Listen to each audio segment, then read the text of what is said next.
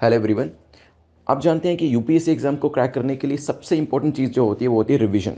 And that's why these marathon sessions are made. और आप लोगों ने भी काफ़ी डिमांड करी थी कि वीकली और मंथली बेसिस पे मैराथन सेशंस बनने चाहिए, और इसी वजह से ये मैराथन सेशंस हम करने वाले हैं। और मैं आपसे ये रिक्वेस्ट करूंगा कि ये मैराथन सेशंस में क्वेश्चंस आपने किए हैं पहले, लेकिन यहाँ पर क्योंकि आप ये रिवीजन बेसिस पे कर रहे हैं, तो मेरे क्वेश्चन बोलने के बाद आप आंसर को प्रिडिक्ट करने की कोशिश करिएगा, एनालिसिस करने के बाद आंसर को बताने की कोशिश करिएगा। और एक बार जब वो क्वेश्चन हो जाता है उसके बाद एक्सप्लेनेशन को ध्यान से सुनिएगा, ताकि आपकी रिवीजन हो सके। आप खुद भी कोशिश कर सकते हैं कमेंट सेक्शन में जितनी ज़्यादा से ज़्यादा चीज़ें आप रिकॉल करके लिख पाएँ। फॉर एग्जांपल, अगर कोई क्वेश्चन पूछा गया है जो कि एक मान लीजिए सतत स्कीम को लेकर एक क्वेश्चन पूछा गया, तो सतत को लेकर जितनी भी चीज़ें आपके ध्यान में आती हैं उसे आप कमेंट सेक्शन में लिखिएगा, ताकि आपकी तैयारी अच्छे से हो जाए। और ये जो रिवीजन सेशन आप कर रहे हैं, जो टाइम अपना यहाँ पर आप इन्वेस्ट कर रहे हैं, वो पूरे तरीके से आपका यूटिलाइज हो पाए, और एग्जाम के अंदर कोई भी चीज़ इन क्वेश्चंस में से जो पूछी जाएगी वो आपकी बिल्कुल करेक्ट होनी चाहिए। तो ये क्वेश्चंस आपको हेल्प करेंगे प्रीलिम्स के अंदर करंट अफेयर्स के पोर्शन को अच्छे से कम करने के लिए। एट द सेम टाइम, क्योंकि यहाँ पे इकोनॉमिक्स एंड दूसरी चीज़ें भी जो हैं, दूसरे सब्जेक्ट्स भी जो हैं, चाहे वो हिस्ट्री हो, ज्योग्राफी हो, वो भी करंट अफेयर्स में से पूछे जाते हैं, वो क्वेश्चंस भी यहाँ पर कवर किए गए। सो इन क्वेश्चंस को करें, रिवाइज करें इनको, और उसके बाद कमेंट सेक्शन में जितनी ज़्यादा से ज़्यादा चीज़ें रिकॉल करेंगे उतना मैराथन सेशंस आपको हेल्प करने वाले हैं। So all the best. ये आपका जो मैराथन सेशंस है वो शुरू हो रहे हैं, और उसे अच्छे से प्रैक्टिस करिए। फर्स्ट क्वेश्चन को देखते हैं, जो कि फ्लोर टेस्ट को लेकर है। महाराष्ट्र में ये इशू काफ़ी चल रहा है और महाराष्ट्र में फ्लोर टेस्ट आज होने भी वाला है। तो आज अप्रोक्सीमेटली आई थिंक 11 बजे के आसपास आपको ये देखने को मिलेगा। तो consider the following statement about floor test. Floor test को लेकर पूछा गया कि बताइए कौन सी स्टेटमेंट आपकी करेक्ट है। फ्लोर टेस्ट जो है ये प्राइमरी लिया जाता है ये देखने के लिए कि whether the legislature enjoy the confidence of executive, क्या लेजिस्लेचर जो है वो एग्जीक्यूटिव का कॉन्फिडेंस इंजॉय करते हैं कि नहीं करते। Chief minister appointed by the governor can be asked to prove majority on the floor. जो चीफ मिनिस्टर होते हैं जिनको गवर्नर के द्वारा अपॉइंट किया जाता है उनसे पूछा जाता है कि दिखाइए कि आपको फ्लोर का कॉन्फिडेंस, मतलब जो हाउस है, हाउस के अंदर क्या आपके पास इनफ मात्रा में नंबर है जिसकी वजह से आप यहाँ पर सरकार बना सकें, या फिर आपने बना ली है। तो यहाँ पर 10 सेकेंड्स में आपको आंसर देना है, फिर करेंगे डिस्कशन इसको लेकर। चलिए देखिए, महाराष्ट्र में इस तरीके के पॉलिटिकल क्राइसिस चल रहे थे जिसमें पहले तो कहा गया था फ्लोर टेस्ट सैटरडे को होगा, लेकिन Saturday is gone now, Monday को इसे शिफ्ट किया गया था और आज यहाँ पर आपको जो फ्लोर टेस्ट है वो देखने को मिलेगा। ये इसी वजह से देखा लिया जाता है बेसिकली ये देखने के लिए कि जो एग्जीक्यूटिव्स है उनके उनके अंदर कॉन्फिडेंस लेजिस्लेचर का है या नहीं है। ठीक है, so whether executive enjoys the confidence of legislature और नॉट, ना कि legislature enjoys the confidence of executive. तो पहली जो स्टेटमेंट है वो आपको रिवर्स करके दी गई थी, तो वो इनकरेक्ट हो जाती है। यस, गवर्नर इसमें चीफ मिनिस्टर को अपॉइंट करते हैं और उनसे पूछा जाता है कि अपने जो भी मेजोरिटी है, जो भी नंबर आपका है, जो कॉन्फिडेंस है, उसको यहाँ पर प्रूव करे कि जो अपने हाउस के अंदर जीते हुए एमएलएज हैं वो आपको सपोर्ट करते भी हैं या नहीं करते। ठीक है, तो जो आपका जैसे आज भी इस तरीके का फ्लोर टेस्ट होगा, तो यहाँ पर मिस्टर शिंदे जो है उनको अपना जो मेजोरिटी है वो प्रूव करना पड़ेगा। तो करेक्ट आंसर क्या हो जाएगा, B will be the correct answer. Next question जो है फ्लोर टेस्ट को लेकर ये पूछा कि फ्लोर टेस्ट को लेकर बताएं कौन सी स्टेटमेंट आपकी करेक्ट है। जो फ्लोर टेस्ट है इसे स्पीकर के द्वारा बुलाया जाता है। सेकंड स्टेटमेंट कहती है इसे गवर्नर बुलाते हैं। तो फ्लोर टेस्ट दो व्यक्ति तो बुला नहीं सकते होंगे, दोनों में से कोई एक होगा। यहाँ पर सोचिए क्या आंसर है, या दोनों भी हो सकते हैं। नाउ आंसर्स कमेंट सेक्शन में करिएगा ए बी सी डी, और चाहे तो अपनी एक्सप्लेनेशन भी लिख सकते हैं। This is the time for you कि आप एक्सप्लेनेशन दीजिए वहां पर। देखिए थोड़ा सा इंटरेस्टिंग क्वेश्चन था तभी बनाया गया। यहां पर देखिए जब हाउस सेशन के अंदर होता है, it is the speaker who can call for a floor test. तभी इन्होंने क्या किया, अगर आप देखेंगे महाराष्ट्र के अंदर सैटरडे को स्पीकर जो थे उनकी नियुक्ति करी गई, और हाउस सेशन में होगा तो कौन बुलाएंगे, स्पीकर बुलाएंगे। लेकिन जब असेंबली सेशन के अंदर नहीं होती है, गवर्नर के पास रेजिजुरी पावर होती है। आर्टिकल 163 के हिसाब से देयर आर रेजिजुरी पावर, किसके पास, गवर्नर के पास, कि वो भी चाहें तो यहां पर फ्लोर टेस्ट की मांग कर सकते हैं, फ्लोर टेस्ट को कॉल कर सकते हैं। तो क्या स्पीकर के पास पावर होती है, बिल्कुल। जब हाउस सेशन में होता है तो स्पीकर ही कराते हैं, जब गवर्नर सेशन में जब सेशन नहीं होता है तो यहां पर गवर्नर के पास भी पावर होती है। तो करेक्ट आंसर क्या हो जाएगा, interestingly answer will be C. लग सकता है हमें कि दोनों कैसे बुला सकते हैं, but of course time differential है। कुछ सिचुएशन के अंदर स्पीकर बुला सकते हैं, कुछ सिचुएशन के अंदर जो गवर्नर है वो भी यहाँ पे, जैसे मिस्टर कोश्यारी हैं, वो भी यहाँ पे बुला सकते हैं। बेसिकली इसको लेकर जो रिलेटेड केस है 2020 के अंदर सुप्रीम कोर्ट ने Shivraj Singh Chouhan and others versus speaker Madhya Pradesh legislative assembly and others में एक अपनी जजमेंट दी थी, और उन्होंने कहा था कि ये स्पीकर की पावर है to call for the floor test if there is prima facie view that the government has lost majority. अगर स्पीकर को प्राइमा फेसी ऊपर से देखकर लगता है कि गवर्नमेंट ने अपनी मेजोरिटी को लूज कर दी है, तो यहां पर उनके पास पावर है फ्लोर टेस्ट को कॉल करने की, राइट। चलिए नेक्स्ट क्वेश्चन देखते हैं, जो कि आपका टेक्नोलॉजी बेस्ड क्वेश्चन है। पूछा गया 3 स्टेटमेंट को कंसीडर करिए और बताइए करेक्ट स्टेटमेंट इनमें से कौन सी है। NFC that is near field communication जो टेक्नोलॉजी है, ये आरएफआईडी का एक सबसेट मानी जाती है। हो सकता है ये आरएफआईडी की फुल फॉर्म मुझे जरूर बताइएगा कमेंट सेक्शन के अंदर। आरएफआईडी अलाउ करता है one way communication while NFC two way communication देता है। Range of RFID is much larger than NFC, range RFID की ज्यादा होती है। इंटरेस्टिंग क्वेश्चन, इस तरीके के science and technology based application based question पूछे जा सकते हैं। देखिए सबसे पहले तो आप समझिए कि एनएफसी यूज कहाँ होता है और आरएफआईडी कहाँ यूज होता है। तभी कह रहा हूं कि डेली जो एमसीक्यूज होते हैं उसे करते रहेंगे तो ये सब चीजें क्लियर होंगी, क्योंकि हम आरएफआईडी के बारे में डिस्कस कर चुके हैं। ठीक है, यहाँ पे जो टैग आप यूज करते हैं अपनी विंडशील्ड के अंदर, गाड़ियों के अंदर, कार्स के अंदर, फास्ट टैग, वो आरएफआईडी टेक्नोलॉजी के हिसाब से उसी के ऊपर काम करता है। जो क्रेडिट कार्ड आपके होते हैं वो एनएफसी के बेस पे काम करते हैं। तो जब कहीं पर भी आप अपने कार्ड से पेमेंट करते हैं, वो व्यक्ति क्या करता है, वो आपका कार्ड लेता है, उसको टच कराता है हल्का सा मशीन को, और कई बार तो टच ही नहीं कराता, बिल्कुल 1-2 सेंटीमीटर पास लेकर जाता है और वो पूरी रीडिंग हो जाती है वहां पर आपके कार्ड की। और अब आपको बस उसमें ओटीपी और अपना पिन कोड होता है वो डालना होता है, जिससे पेमेंट हो जाती है। आरएफआईडी में तो आपको कुछ ही नहीं करना है, आपको सिर्फ जो अपनी गाड़ी है उसको एक जगह से लेके जाना है, सामने जो कैमरा होता है वो आपका आरएफआईडी रीड करके एक पर्टिकुलर अमाउंट को डेबिट कर देता है। ठीक है, तो ऑफकोर्स आरएफआईडी की रेंज ज्यादा होगी, एनएफसी की आरएफआईडी की रेंज ज्यादा होती है। जो एनएफसी है उसकी रेंज आप कह सकते हैं मैक्सिमम टू मैक्सिमम 10 सेंटीमीटर तक हो सकती है, लेकिन आरएफआईडी तो मीटर्स तक स्टडी कर सकता है, रीड कर सकता है, जो यहाँ पर फास्टैग लगे होते हैं। आरएफआईडी वन वे कम्युनिकेशन देते हैं, बिल्कुल ठीक है। तो यहां पर सिर्फ जो सामने आरएफआईडी का जो मैकेनिज्म लगा है वो आपके फास्टैग से इंफॉर्मेशन को रीड करता है, पैसे को डेबिट करता है, that's it, nothing more than that. लेकिन एनएफसी के अंदर टू वे कम्युनिकेशन होता है। कैसे, अभी नेक्स्ट स्लाइड पे आपको दिखाने वाला हूं डिवाइसेस के बारे में। इसके अंदर इंफॉर्मेशन ली भी जा सकती है, दी भी जा सकती है, ये बिल्कुल ठीक हो जाता है। एनएफसी जो है एक आरएफआईडी का ही सबसेट माना जाता है। करेक्ट आंसर क्या हो जाएगा, D will be the correct answer. यहां पर अगर आप देखेंगे स्मार्ट वॉचेस जो होती हैं, इसके अंदर भी आपकी near field communication technology use करी जाती है। तो आजकल आपको कार्ड भी देने की जरूरत नहीं है, आप सिर्फ अपनी स्मार्ट वॉच को बिल्कुल मशीन के पास से लेकर जाएंगे तो वहां पर पेमेंट अप्रूवल हो जाएगा। यहां पर आजकल रिंग्स भी आई हुई हैं, जिसमें क्या करेंगे, आपको रिंग को बस मशीन के पास लेकर जाकर सिर्फ उसे हवर करना पड़ेगा और पेमेंट हो जाएगा। तो इस तरीके से काफी सारी टेक्नोलॉजी आपको आरएफआईडी बेस्ड, आज एनएफसी बेस्ड आज देखने को मिलेगी। नेक्स्ट जो है मोबस सर्विस को लेकर है, जिसे अभी यूनाइटेड नेशन के द्वारा एक पब्लिक सर्विस अवार्ड दिया गया। पूछा गया कौन सा स्टेट ऐसा है जिसने मोबस सर्विस से स्टार्ट किया था और जिसे अभी रिसेंटली ये अवार्ड जो है वो दिया गया। क्या तेलंगाना को मिला है, उड़ीसा को, केरला को या गुजरात को? 10 सेकेंड्स आपके पास है, सोचिए क्या आंसर होगा, फिर करते हैं discussion. This is a public transport service जिसे अभी यूनाइटेड नेशन के द्वारा अवार्ड के लिए रिकॉग्नाइज किया गया है, क्योंकि ये जो सर्विस है पब्लिक ट्रांसपोर्ट की, ये कहीं ना कहीं जेंडर रिस्पॉन्सिव है और सस्टेनेबल डेवलपमेंट गोल्स को अचीव करने में हेल्प करेगी। किस तरीके से ये सर्विस काम कर रही है, जो बसेस हैं उसको इस तरीके से डिजाइन किया गया कि जो स्मार्ट टेक्नोलॉजीज है, wifi service, digital announcement, surveillance cameras, electronic ticketing, ये सभी फैसिलिटीज यहां पर उड़ीसा की बसेस के अंदर देखने को मिल रही है। इसमें विमेन पार्टिसिपेशन भी आपको इंक्रीज होता हुआ दिखाई देगा। कैसे, क्योंकि कहा गया है कि 40% बसेस के अंदर जो कंडक्टर है वो विमेन बस कंडक्टर है। ठीक है, और लास्ट माइल कनेक्टिविटी के लिए इन्होंने फीडर सर्विसेज जो है वो भी शुरू करी है, और यहां पर भी जो विमेन है वो ज्यादातर एरियाज में आपको जो सर्विस प्रोवाइड करते हुए दिखाई देंगे। जैसे ई रिक्शा है तो वहां पर भी आपको विमेन दिखने वाले हैं। तो यहां पर जो सस्टेनेबल डेवलपमेंट गोल्स है, जेंडर बेस्ड इक्वालिटी है, उसका बेस्ट एग्जांपल आपको यहां पर देखने को मिलेगा। नेक्स्ट क्वेश्चन जो आपका है वो है क्वेश्चन नंबर 5, जो कि है साओ जाओ फेस्टिवल कौन से राज्य को बिलोंग करता है? 4 आपको ऑप्शन दिए हैं, गोवा, नागालैंड, मणिपुर और सिक्किम। सोचिए, कई बार इस तरीके के art and culture tradition based question भी पूछ लिए जाते हैं। साओ जाओ, वैसे इसको साओ जोआ कहा जाता है, साओ जोआओ, साओ जो, ठीक है। ये एक ऐसी ओकेजन है जिसके अंदर फैमिली जो होती है एंड द विलेजर्स जो होते हैं, जो न्यूली वेड डॉटर उनकी होती है, उनके हस्बैंड के साथ इंटरेक्शन करते हैं और उनको ज्यादा से ज्यादा और बेहतर तरीके से जानने की कोशिश करते हैं। ठीक है, और ये फेस्टिवल सेलिब्रेट किया जाता है कहां पर? गोवा के अंदर। ठीक है, चलिए ध्यान रखिएगा, फैक्चुअल क्वेश्चन था। नेक्स्ट क्वेश्चन नंबर 6 पे चलते हैं। Net 50 coupon code is available.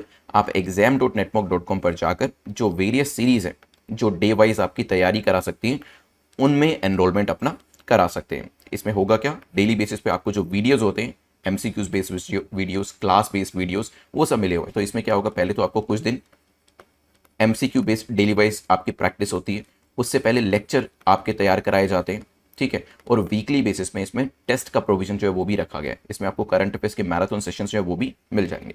Next question, question number 6 को देखते हैं, जो कि कैबुल लैमजाओ के बारे में पूछा गया। कैबुल लैमजाओ को लेकर बताएं कौन सी स्टेटमेंट आपकी करेक्ट है। ये अपने आप में अकेला फ्लोटिंग पार्क है पूरी दुनिया के अंदर। May be this is the last natural habitat of the brow antlered deer. ये अपने आप में आखिरी ऐसी नेचुरल जगह है जहां पर आपको ब्रो एंटिलर डियर जो है वो मिल जाएंगे।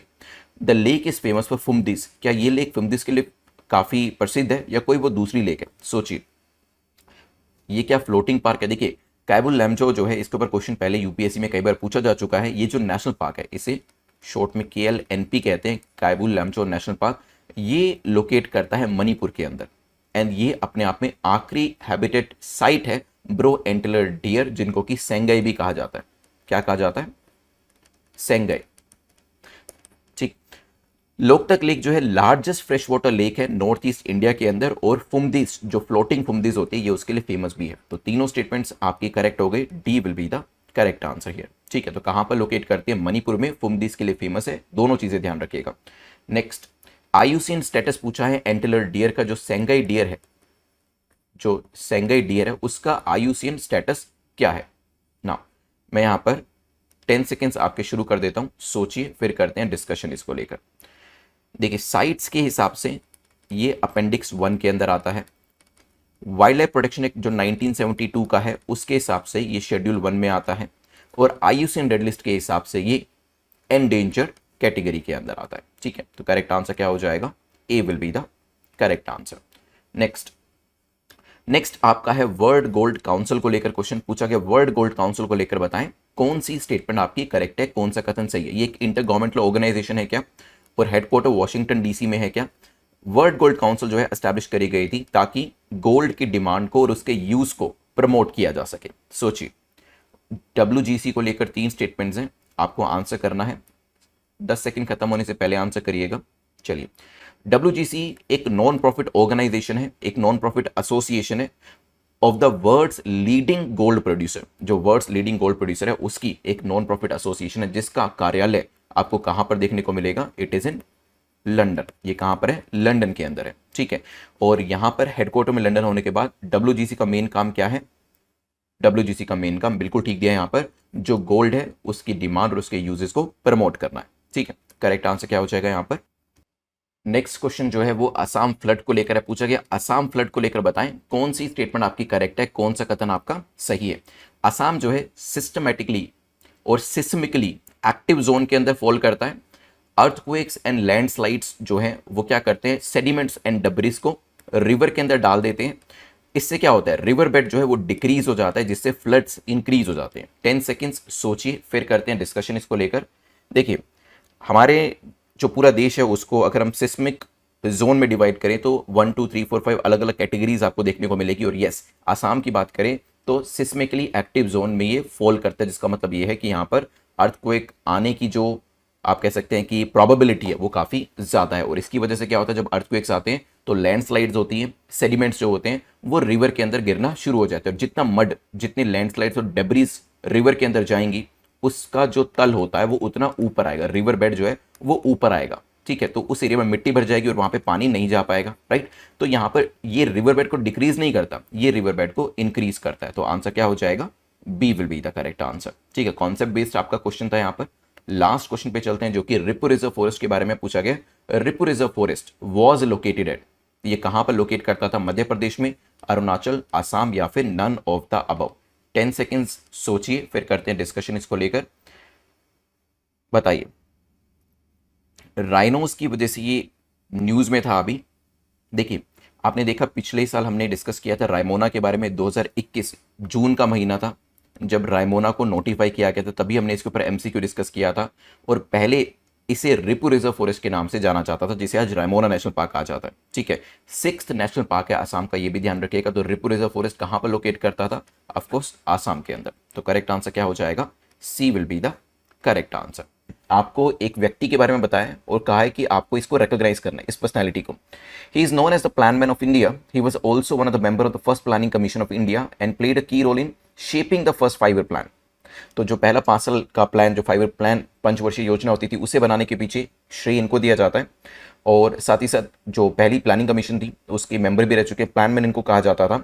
और नेशनल स्टैट्स डे जो है वो इन्हीं के नाम पर ऑब्जर्व किया जाता है, सेलिब्रेट किया जाता है। आपको इस व्यक्ति को पहचानना है। क्या हम यहाँ पर देवव्रत बसु जी की बात कर रहे हैं, राजचंद्र बोस की बात कर रहे हैं, देन प्रसाद चंद्र मेलानोबिस की बात कर रहे हैं, या फिर none of the above? 10 seconds. आपको कोशिश यही करनी है कि 10 सेकेंड से पहले ही आप आंसर करें। ABCD जो भी आपको लगता है आप कमेंट सेक्शन में लिख सकते हैं, टाइप करके अपने आंसर को सेंड कर सकते हैं। और लास्ट में देखिएगा कि आपका स्कोर कितना बना। देखिए, he is known as the plan man of India. और यहां पर जब हम प्लान मैन की बात करते हैं और जिनके नाम पर नेशनल स्टैट्स डे को भी ऑब्जर्व किया जाता है, वो है PC मेलानोबिस। प्रोफेसर भी थे, नोटेड साइंटिस्ट भी थे, अप्लाइड स्टैटिस्टिशियन भी उनको कहा जाता है, और फादर ऑफ इंडियन स्टैट्स, ये जो क्रेडिट है ये भी उनको दिया हुआ है। मेलानोबिस डिस्टेंस जो है वो उनके द्वारा इंट्रोड्यूस किया गया था। ये एक स्टैटिस्टिकल मेजर है और रैंडम सैम्पलिंग को भी यहां पर यूज किया जाता है। खैर, इतनी जो फैक्ट्स है इस पर्सनैलिटी को लेकर वो आपके लिए काफी रहेंगे एग्जाम में क्वेश्चन का आंसर करने के लिए। तो करेक्ट आंसर क्या हो जाएगा? C will be the correct answer, right.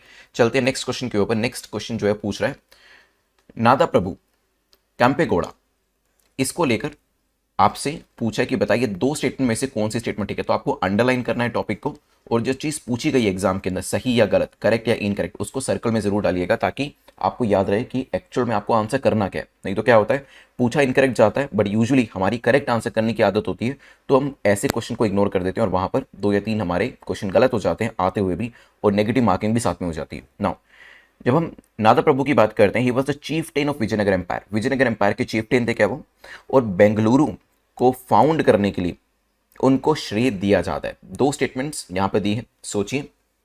अभी रिसेंटली न्यूज में थे, ब्रोंज का एक स्टैचू 108 फीट लंबा, जिसका वजन 2200 टन बताया जाता है। नादा प्रभु कैंपेगौड़ा जो है उनको, उनका ये जो स्टैचू है ये बेंगलुरु के अंदर इंटरनेशनल एयरपोर्ट में ये अनवील किया जाएगा। ठीक है, और यहां पर जो दोनों बातें कही हैं नादा प्रभु जी के बारे में, दोनों ही स्टेटमेंट्स आपके यहां पर करेक्ट हो जाती है। 16th सेंचुरी के ये चीफटेन बताए जाते हैं विजयनगर एम्पायर के, जिनको बेंगलुरु को और बेंगलुरु के फाउंडर के तौर पर भी क्रेडिट दिया जाता है।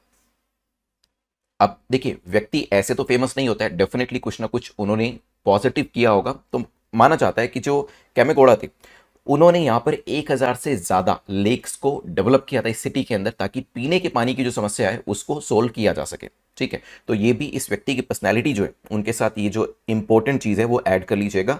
और वैसे अगर देखा जाए तो जो एग्रीकल्चर वोकलिंग कम्युनिटी है साउथ कर्नाटका की, वहाँ से आते थे। करेक्ट आंसर क्या हो जाएगा? C will be the correct answer.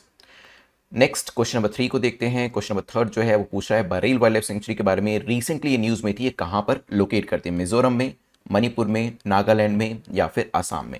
बिल्कुल फैक्चुअल क्वेश्चन है, जैसे कि आपको यूपीएससी में भी कई बार मिलेगा। Usually geography based question, map based question इसी तरीके के होते हैं। सोचिए, कंस्ट्रक्शन इन बरेल वाइल्ड लाइफ सेंचुरी, इनकी वजह से जो लंगूर हैं उनके हैबिटेट को नुकसान हो रहा है, उनके हैबिटेट को थ्रेट मिल रहा है। और देखिए, किसी भी जीव के अगर हैबिटेट को थ्रेट होता है तो वहां पर उस जीव की जो संख्या है, the number, it starts declining, वो नीचे जाना शुरू हो जाता है। ठीक है, जो बोरेल रिजर्व है it is located in the southern part of Assam. अभी आपको मैप के ऊपर भी दिखाने वाला हूं। जो आपका कचार दीमा हसाओ डिस्ट्रिक्ट है वहां पर ये लोकेट करता है। वेजिटेशन काफी रिच है यहाँ का। ठीक है, परफेक्ट इकोसिस्टम इसे कहा गया टू द फॉरेस्ट। इसके अलावा काफी सारा फ्लोरा फोना आपको यहाँ पर दिख जाएगा। एंड लोकेशन एक बार देख लेते हैं आसाम में इसकी कहाँ पर है। वैसे आंसर तो यहाँ पर डी हो जाएगा, बट हाँ, मैप के ऊपर लोकेशन देखना जरूरी है।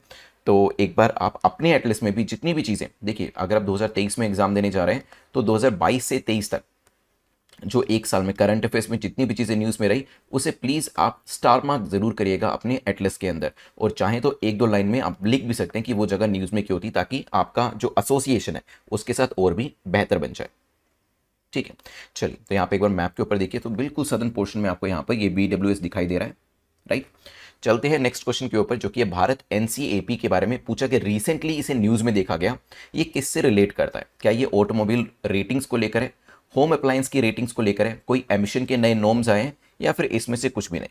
बताइए, 10 सेकेंड्स आपके पास है, सोचिए क्या आंसर होगा, फिर करते हैं डिस्कशन इसको लेकर।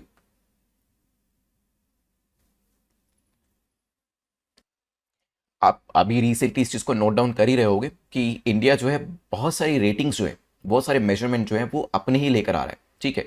हमारे पास जो भारत स्टैंडर्ड रेटिंग है वो भी अपनी, हम यूरोपियन रेटिंग्स को यूज़ नहीं करते हैं। आपने देखा होगा भारत स्टैंडर्ड 1 2 3 4 फिर 6 हमने देखा यहाँ पर।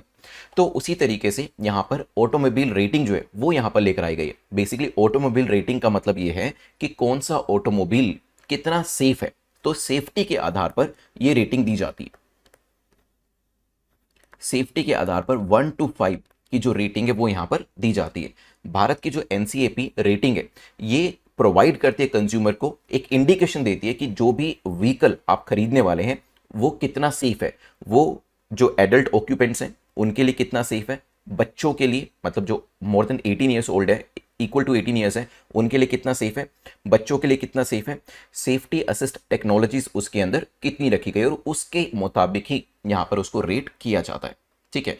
It is applicable on type approved motor vehicle of category M1, motor vehicle जो पैसेंजर कैरेज के लिए यूज होते हैं, कैरेज और पैसेंजर्स के लिए, उसके अंदर भी ये चीज एप्लीकेबल है। तो अभी जो आपको जो रेटिंग्स है वो दिखाई देगी अलग अलग व्हीकल्स के साथ लगी हुई। जैसे हमारे यहाँ पर आपने देखा होगा कि जब आपको इलेक्ट्रॉनिक डिवाइस भी लेते हैं, ठीक है, आप रेफ्रिजरेटर ले रहे हैं, AC ले रहे हैं, टेलीविजन ले रहे हैं, तो उसके साथ भी रेटिंग होती है कि वो कितनी बिजली की खपत करता है, क्योंकि वहां पर वो चीज होनी जरूरी है क्या, ताकि हमें पता चले कि हमारा AC जो है वो कितना एनर्जी कंज्यूम कर रहा है, जो टेलीविजन है कितना एनर्जी कंज्यूम कर रहा है। Similarly when it comes to your automobiles, आपकी गाड़ी की बात होती है या फिर दूसरे व्हीकल्स की बात होती है, तो वहां पर ये चीज जरूरी है कि वो कितना सेफ है, कितने एयरबैग्स लगे हुए, एटसेट्रा एटसेट्रा, इन्हीं पैरामीटर्स के ऊपर उसे जज किया जाता है। तो करेक्ट आंसर क्या होगा? A will be the correct answer. Next question number 5 को देखते हैं, जो कि बात कर रहा है ग्लोबल इंफ्रास्ट्रक्चर एंड इन्वेस्टमेंट को लेकर। बताएं कौन सी स्टेटमेंट आपकी करेक्ट है, कौन सा कथन आपका सही है। तो यहां पर पार्टनरशिप जो करी गई ग्लोबल इंफ्रास्ट्रक्चर फॉर इन्वेस्टमेंट को लेकर, उसको लेकर क्वेश्चन है। पहली स्टेटमेंट कहती है इसे G20 कंट्रीज के द्वारा लॉन्च किया गया। जो पार्टनरशिप है G20 कंट्रीज इसको लेकर आई है, और इसका ये जो पूरा मेन इनिशिएटिव है, इसका मेन मकसद है चाइना की बेल्ट एंड रोड इनिशिएटिव को काउंटर करना। दो स्टेटमेंट्स आपके सामने, सोचिए इसके बारे में, फिर करते हैं डिस्कशन कौन लेकर आया है और मेन मकसद क्या है।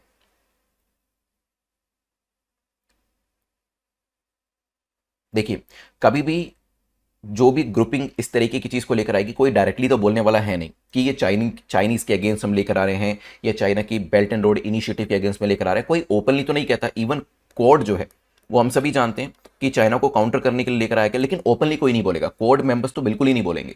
उसी तरीके से यहां पर ये जो इनिशिएटिव लेकर आया गया, पहली बात तो ये G7 कंट्रीज के द्वारा लेकर आया गया है, लेकिन ओपनली कोई नहीं बोलेगा। तभी यहां पर कहा जा रहा है it is being seen as, इसे चाइना को काउंटर करता हुआ माना जा रहा है, या उस तरीके से देखा जा रहा है कि ये आने वाले टाइम में चाइना को काउंटर करेगा। ठीक है, कोई ये नहीं कह रहा कि ये चाइना को काउंटर करने के लिए ही बनाया गया है, क्योंकि वो स्टेटमेंट गलत हो जाएगी। ये कहा जा रहा है कि इसे इस तरीके से देखा जा रहा है कि ये चाइना को काउंटर करेगा। ठीक है, तो यहां पर सेकंड स्टेटमेंट हमारी क्या हो जाती है? इट इज करेक्ट, क्योंकि इसे उसी हिसाब से ही परसीव किया जा रहा है।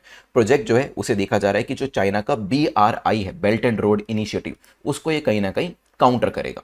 ठीक है, यूएस प्रेसिडेंट जो बाइडेन जो है, उन्होंने अपने G7 अलाइंस के साथ अनाउंस किया है कि वो 600 बिलियन को कलेक्टिवली मोबिलाइज करेंगे। 600 बिलियन काफी बड़ा अमाउंट होता है, और इसे 2027 तक करने की बात करी गई है। और इसमें कहा गया कि इसके थ्रू ये पूरा का पूरा जो चाइना का इनिशिएटिव है उसको काउंटर किया जाएगा।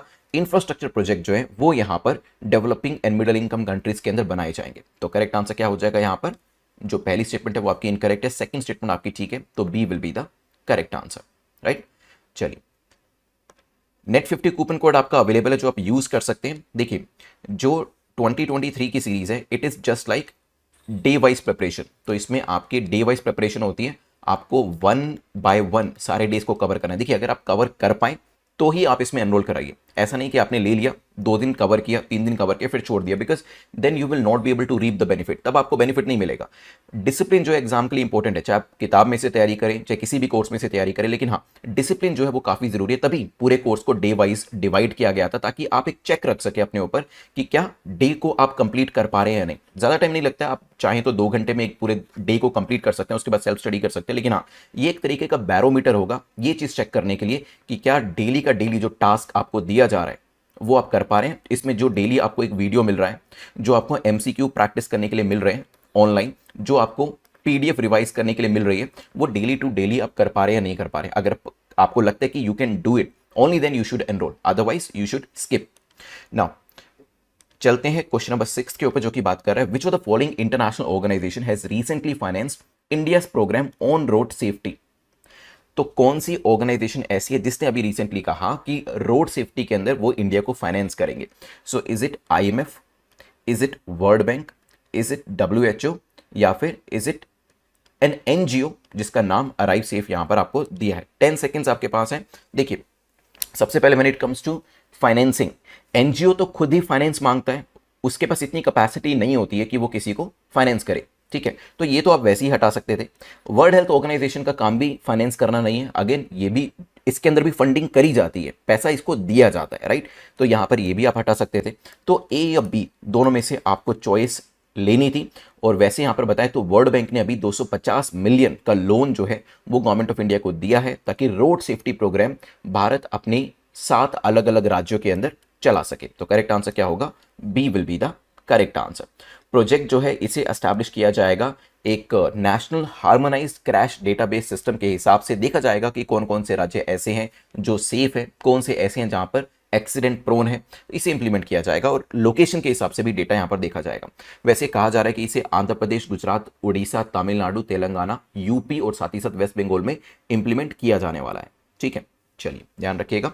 चलते हैं यहां से आगे बढ़ते हुए नेक्स्ट क्वेश्चन नंबर 7 के ऊपर, जो कि सीबीडी को लेकर है, कन्वेंशन ऑन बायोलॉजिकल डाइवर्सिटी को लेकर है, जैविक विविधता को लेकर पूछा है। इनकरेक्ट, देखिए मैंने कहा था आपको correct correct correct correct correct correct पूछा जाएगा, but then there will be an incorrect one, और एग्जाम में भी ऐसा होगा। और अगर आप इसको अंडरलाइन नहीं करेंगे तो हो सकता है जल्दी जल्दी में आप गलती से इसे करेक्ट पढ़ लें, या फिर ये भी हो सकता है कि पढ़ा तो आपने इनकरेक्ट, लेकिन फिर क्या हुआ, फिर आप ऊपर गए, क्वेश्चन को सोल्व करने में लग गए और क्वेश्चन को सोल्व करते करते भूल गए कि यहां पे क्या लिखा था।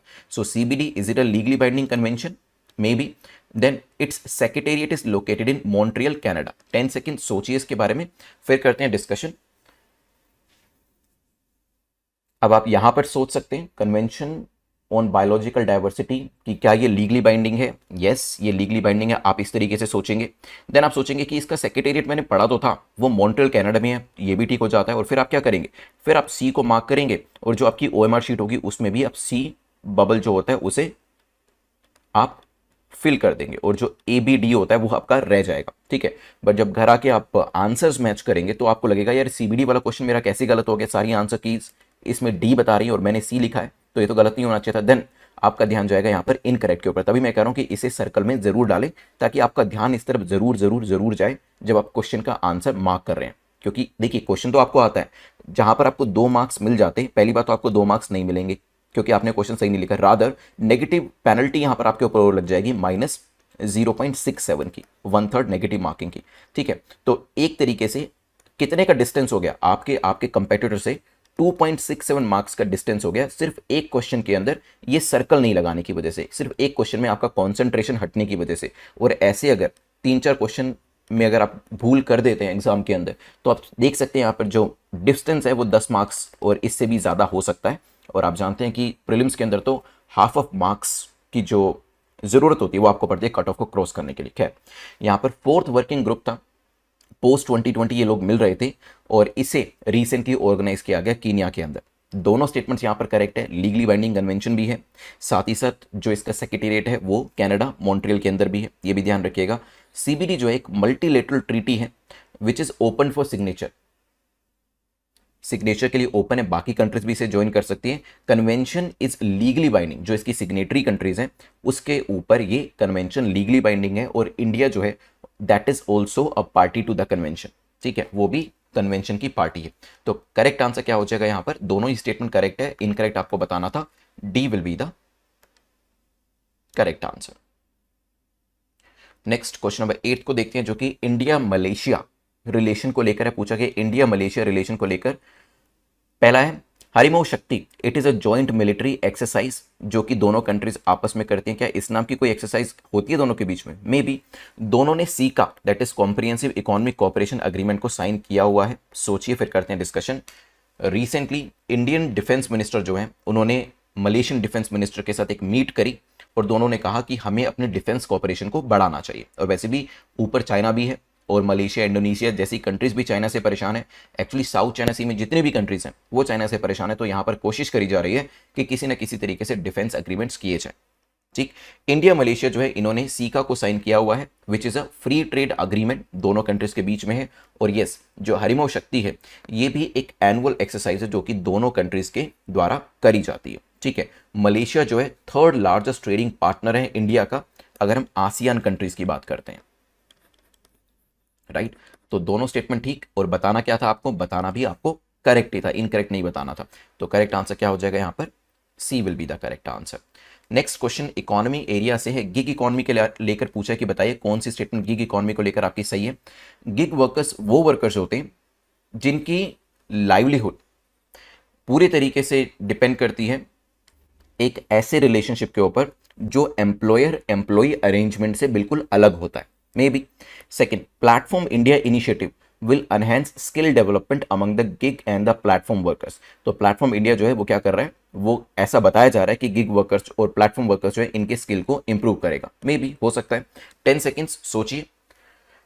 रिसेंटली नीति आयोग के द्वारा एक रिपोर्ट को लेकर आया गया जो कि gig and platform economy of India के ऊपर थी। इसको टाइटल दिया गया India's booming gig and platform economy. आपने देखा ये जो गिग इकोनॉमी थी एक 2020 में कोरोना के टाइम में और थोड़ा उससे पहले भी काफ़ी ज़्यादा फेमस हुई थी जैसे जैसे नए नए स्टार्टअप्स आ रहे थे। अगर हम यहाँ पर बात करें गिग वर्कर्स, ये बेसिकली ऐसे लोग हैं हु परफॉर्म वर्क और participates in a work arrangement and earns from such activities outside the traditional employer employee relationship।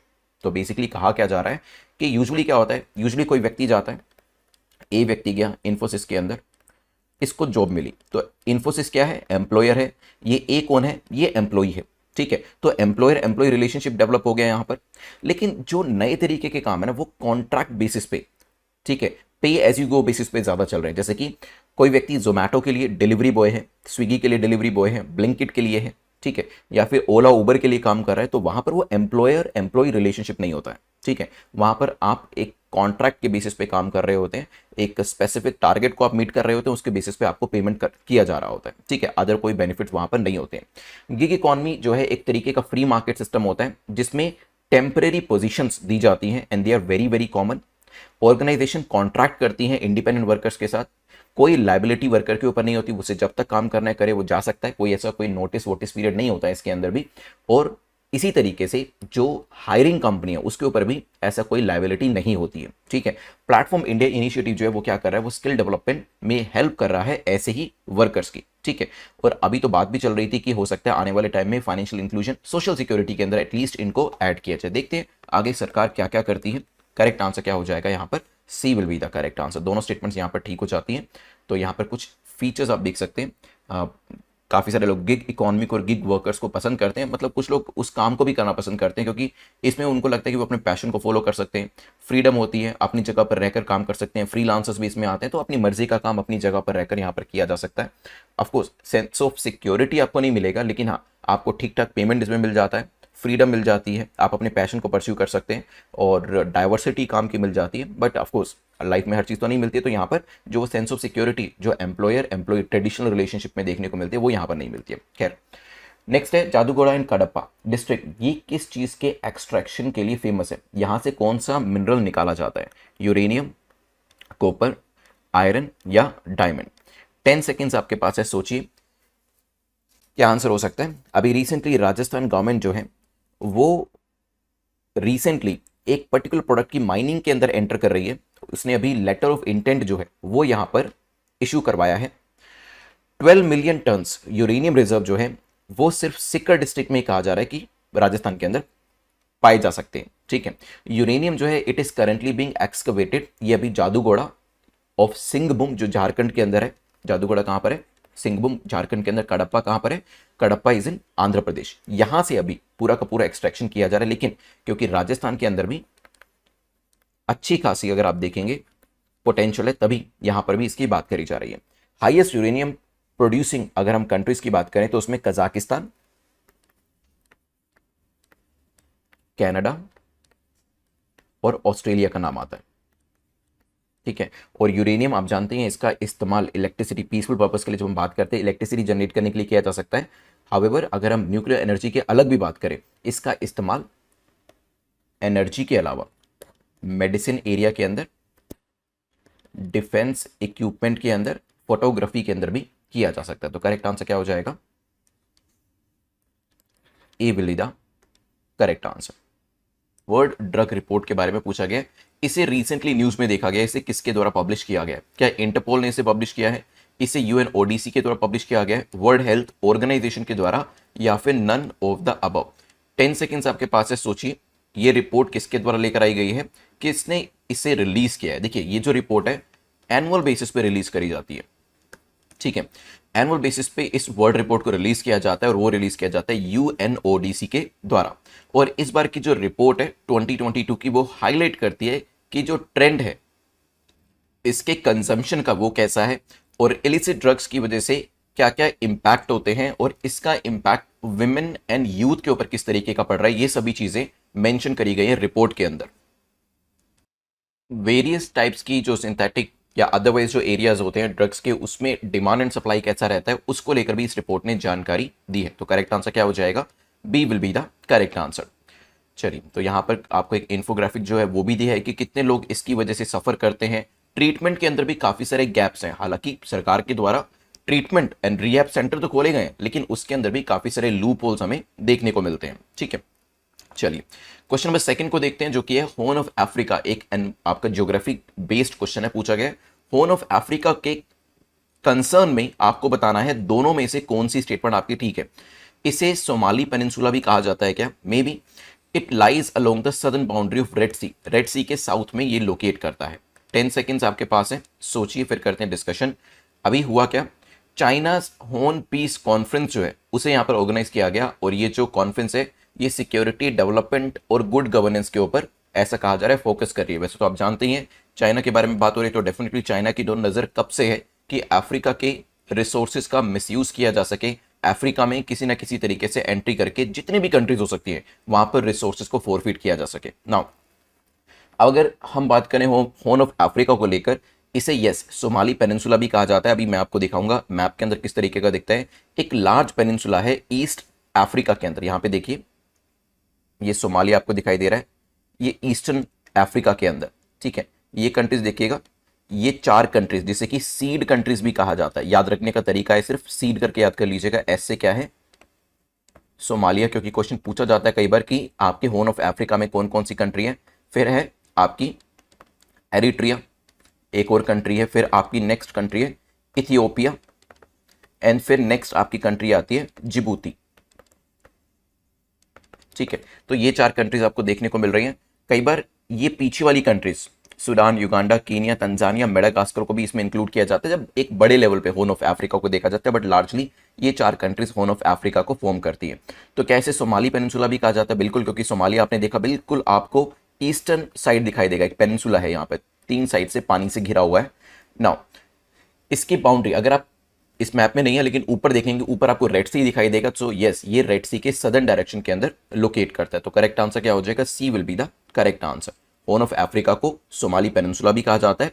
Question दोनों तरीके से पूछा जा सकता है। ये पूछा जा सकता है कि सोमाली पेनिनसुला या जिसे हॉर्न ऑफ अफ्रीका के नाम से जाना जाता है उसमें कौन कौन सी कंट्रीज है। ठीक है, वैसे it is the 4th largest peninsula in the world. ये भी ध्यान रखिएगा कौन कौन सी कंट्रीज, 4 कंट्रीज के नाम मैंने आपको बता दिए, और जिसके बॉर्डर जो नेक्स्ट कंट्रीज थी जैसे एरिट्रिया, इथियोपिया, सोमालिया, जिबूती, ये 4 कंट्रीज तो मैंने आपको बता दी। इसके साथ साथ Kenya, Sudan, south Sudan, Uganda से जो इसका बॉर्डर टच करता है वो भी मैंने आपको यहां पर दिखा दिया।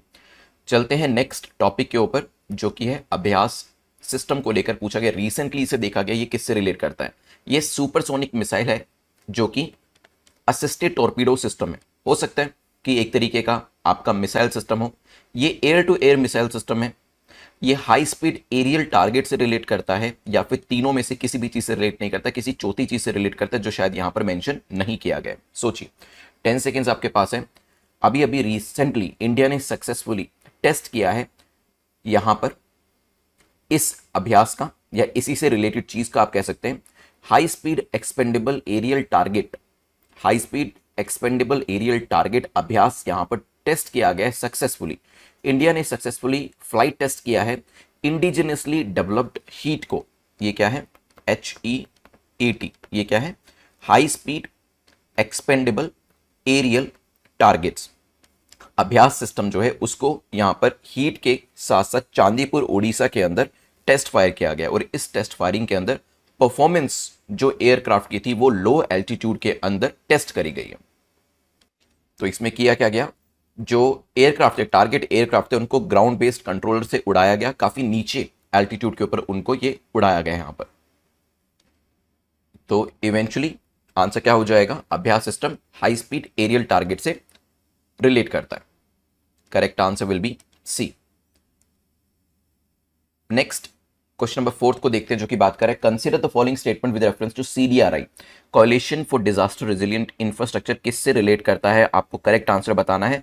इसे लॉन्च किया गया था during the UN climate action summit 2015 के दौरान।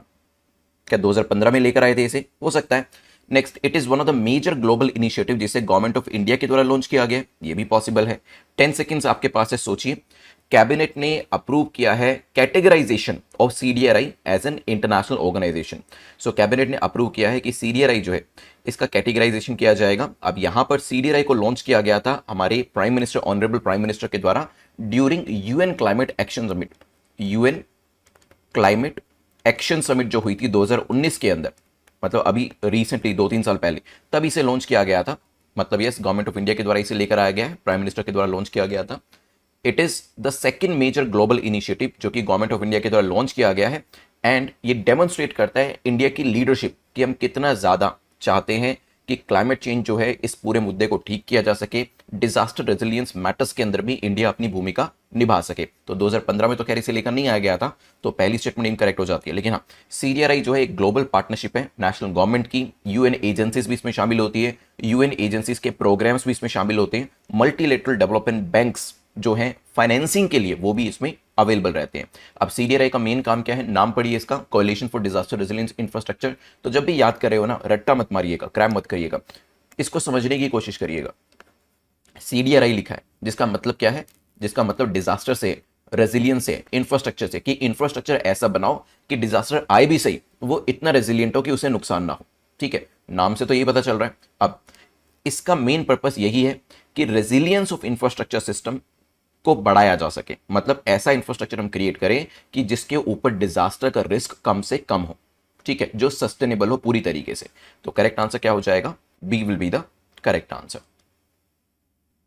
यहां पर इंफोग्राफिक में भी CDRI ने क्या क्या किया है वो सब चीजें मेंशन करी गई हैं, सो आपको यहां से भी हेल्प हो जाएगी। नेक्स्ट क्वेश्चन जो है पूछ रहे consider the following statement with reference to Dak Karmayogi. Dark कर्म योगी को लेकर पूछा है, बताइए कौन सी स्टेटमेंट करेक्ट है। तो एज इट इज जो चीज पूछी गई है उसे सर्कल में जरूर डालिएगा ताकि करेक्ट इनकरेक्ट आपको याद रहे, और जो टॉपिक है उसे अंडरलाइन जरूर करिएगा। It is a centrally sponsored scheme, मतलब स्टेट और सेंटर मिलकर इसे चला रहे हैं, क्या फाइनेंस कर रहे हैं। Maybe it will offer post retirement benefits to Gramin Dak सेवर्स। ग्रामीण डाक सेवक्स जो हैं उनको यहां पर क्या मिलने वाला है? पोस्ट रिटायरमेंट बेनिफिट्स जो हैं वो इसके अंदर ऑफर किए जाने वाले हैं, और इसी को लेकर ये स्कीम जो है लेकर आई गई है। नाउ 10 सेकेंड्स सोचिए, फिर करते हैं डिस्कशन इसको लेकर। क्या हो सकता है आंसर? देखिए, डाक कर्म योगी जो है एक ई-लर्निंग पोर्टल बनाया गया है डिपार्टमेंट ऑफ पोस्ट। देखिए, आपके पास जब आप सिविल सर्विस का एग्जाम देते हैं IPOS भी सर्विस होती है। IPS तो होती है जिसके बारे में आप सभी जानते हैं, लेकिन एक IPOS भी होती है जिसे इंडियन पोस्टल सर्विस कहा जाता है। ठीक है, वहां पर आपको इसी तरीके की चीजों को मैनेज करना पड़ता है।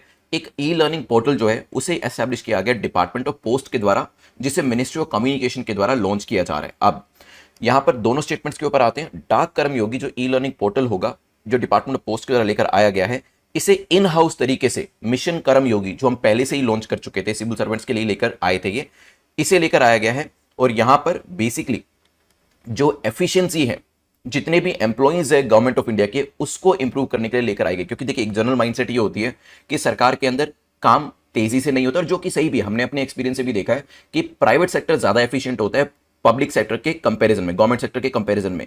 तो ऐसा क्या डिफरेंस है? लोग तो सेम ही होते हैं। वही व्यक्ति जब प्राइवेट सेक्टर में काम कर रहा होता है तो एफिशिएंटली करता है, वही व्यक्ति जब गवर्नमेंट सेक्टर के अंदर आता है तो क्या उसकी स्पीड कम हो जाती है? तो इसके पीछे रीजंस क्या है? तो यहां पर मिशन कर्मयोगी को इसी चीज को ध्यान में रखकर लॉन्च किया गया था कि किस तरीके से जो लोग काम कर रहे हैं गवर्नमेंट के लिए, सरकार के लिए, सरकार के अंडर काम कर रहे हैं, जो अलग अलग एडमिनिस्ट्रेटर हैं, ठीक है, जो गवर्नमेंट एम्प्लॉइज है, उनकी एफिशिएंसी को कैसे इंक्रीज किया जाए। ठीक है, डाक कर्मयोगी पोर्टल जो है ये अनहेंस करेगा कॉम्पिटेंसी 4 लाख ग्रामीण डाक सेवक एंड डिपार्टमेंटल एम्प्लॉइज आज के टाइम में काम कर रहे हैं, उनके अंदर कैसे एफिशिएंसी लाई जाए, उनके अंदर जो स्टैंडर्ड्स हैं उसको कैसे इंप्रूव किया जाए, कैसे उनको ट्रेनिंग दी जाए। ये सभी चीजों को लेकर आपका डाक कर्मयोगी जो है, जैसे मिशन कर्मयोगी, उसके अंतर्गत इसे लेकर आया गया है। इससे क्या होगा? Number of government to customer services जो आज के टाइम में दी जाती है वो अनहेंस होगा। आपने ये चीज नोटिस करी होगी, जब आप किसी प्राइवेट एरिया या प्राइवेट कंपनी में जाते हैं, ठीक है, प्राइवेट बैंक में जाते हैं, तो किस तरीके का बिहेवियर वहां पर आपको मिलता है। वहां पर आपको बिठाया जाता है, आपको चाय या कॉफी भी ऑफर करी जाती है, और आपका काम भी काफी जल्दी हो जाता है, और कई बार तो वो घर आकर ही आपको जो भी आपके प्रॉब्लम्स होते हैं उसे सॉर्ट आउट कर देते हैं। लेकिन वही चीज जब आप गवर्नमेंट सेटअप में जाते हैं तो कोई सुनने को तैयार नहीं होता है। आप 4 लोगों से पूछते हैं, आपको 4 जगह घुमाया जाता है, क्योंकि कोई भी काम वहां पर बेसिकली डायरेक्ट तरीके से नहीं किया जा रहा होता। ठीक है, लोग घुमाने की कोशिश ज्यादा कर रहे होते हैं। तो कैसे हम एक पूरा का पूरा परसेप्शन चेंज कर रहे हो? परसेप्शन तभी चेंज होगा जब रियलिटी चेंज होगी। ठीक है, तो उसी के चलते ही मिशन कर्मयोगी को लेकर आया गया था कि कैसे सरकारी कर्मचारी जो है उसको एफिशिएंट बनाया जा सके, क्योंकि जब वो एफिशिएंट होगा तभी सरकारी कर्मचारी के प्रति हमारी जो परसेप्शन है वो भी कहीं ना कहीं चेंज होगी। सक्सेसफुल कंप्लीशन किया जाएगा, यहां पर असेसमेंट रिपोर्ट होने वाली है। सिस्टम जो है उसके थ्रू यहां पर जो एम्प्लॉइज है उनको ट्रेनिंग दी जाएगी, और ट्रेनिंग के बाद उनको एक सर्टिफिकेट भी मिलने वाला है। बट ये चीज का एश्योरेंस होना चाहिए कि जब ट्रेनिंग दी जाए इन लोगों को, ऐसा नहीं हो कि training is just all about चाय समोसा, कि ट्रेनिंग के लिए गए, वहां पे चाय समोसा लिया and that is end of the day.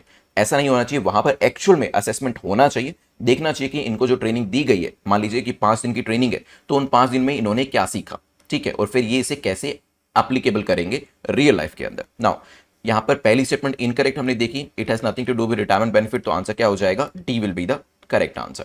Next question number 6 को देखते हैं। उससे पहले नेट 50 कूपन कोड को यूज कर लीजिएगा। आपके मिशन 2023 एंड 2024 की सीरीज अवेलेबल है, जैसे मैंने आपको पहले भी बताया था। डे वाइज प्रिपरेशन है। आप एक काम करिएगा, यहां पर डे 0 है, डे 0 में इसका एक शेड्यूल जो है वो भी आपको मिल जाएगा। डे 0 का जो शेड्यूल है उसको चेकआउट कर लीजिएगा कि किस तरीके से पूरे साल में आपकी तैयारी होने वाली है। डेली बेसिस पे आपकी यहां पर तैयारी होने वाली है, ठीक है, तो यहां पर डे वाइज आप तैयारी कर सकते हैं। नेक्स्ट क्वेश्चन नंबर 6 को देखते हैं, जो कि है Kasturi Rangan committee often seen in the news. ये किससे रिलेट करती है? तो काफी बार चीजें एक तो एग्जाम में भी पूछी जा चुकी है और बार बार न्यूज़पेपर में भी अपीयर होती है। सो क्या ये स्पेशल इकोनॉमिक जोन से रिलेट करता है, वेस्टर्न घाट से, डेडिकेटेड फ्रेट कॉरिडोर, या फिर कॉर्पोरेट गवर्नेंस से? 10 सेकेंड्स आपके पास है, सोचिए ये किससे रिलेट करता है।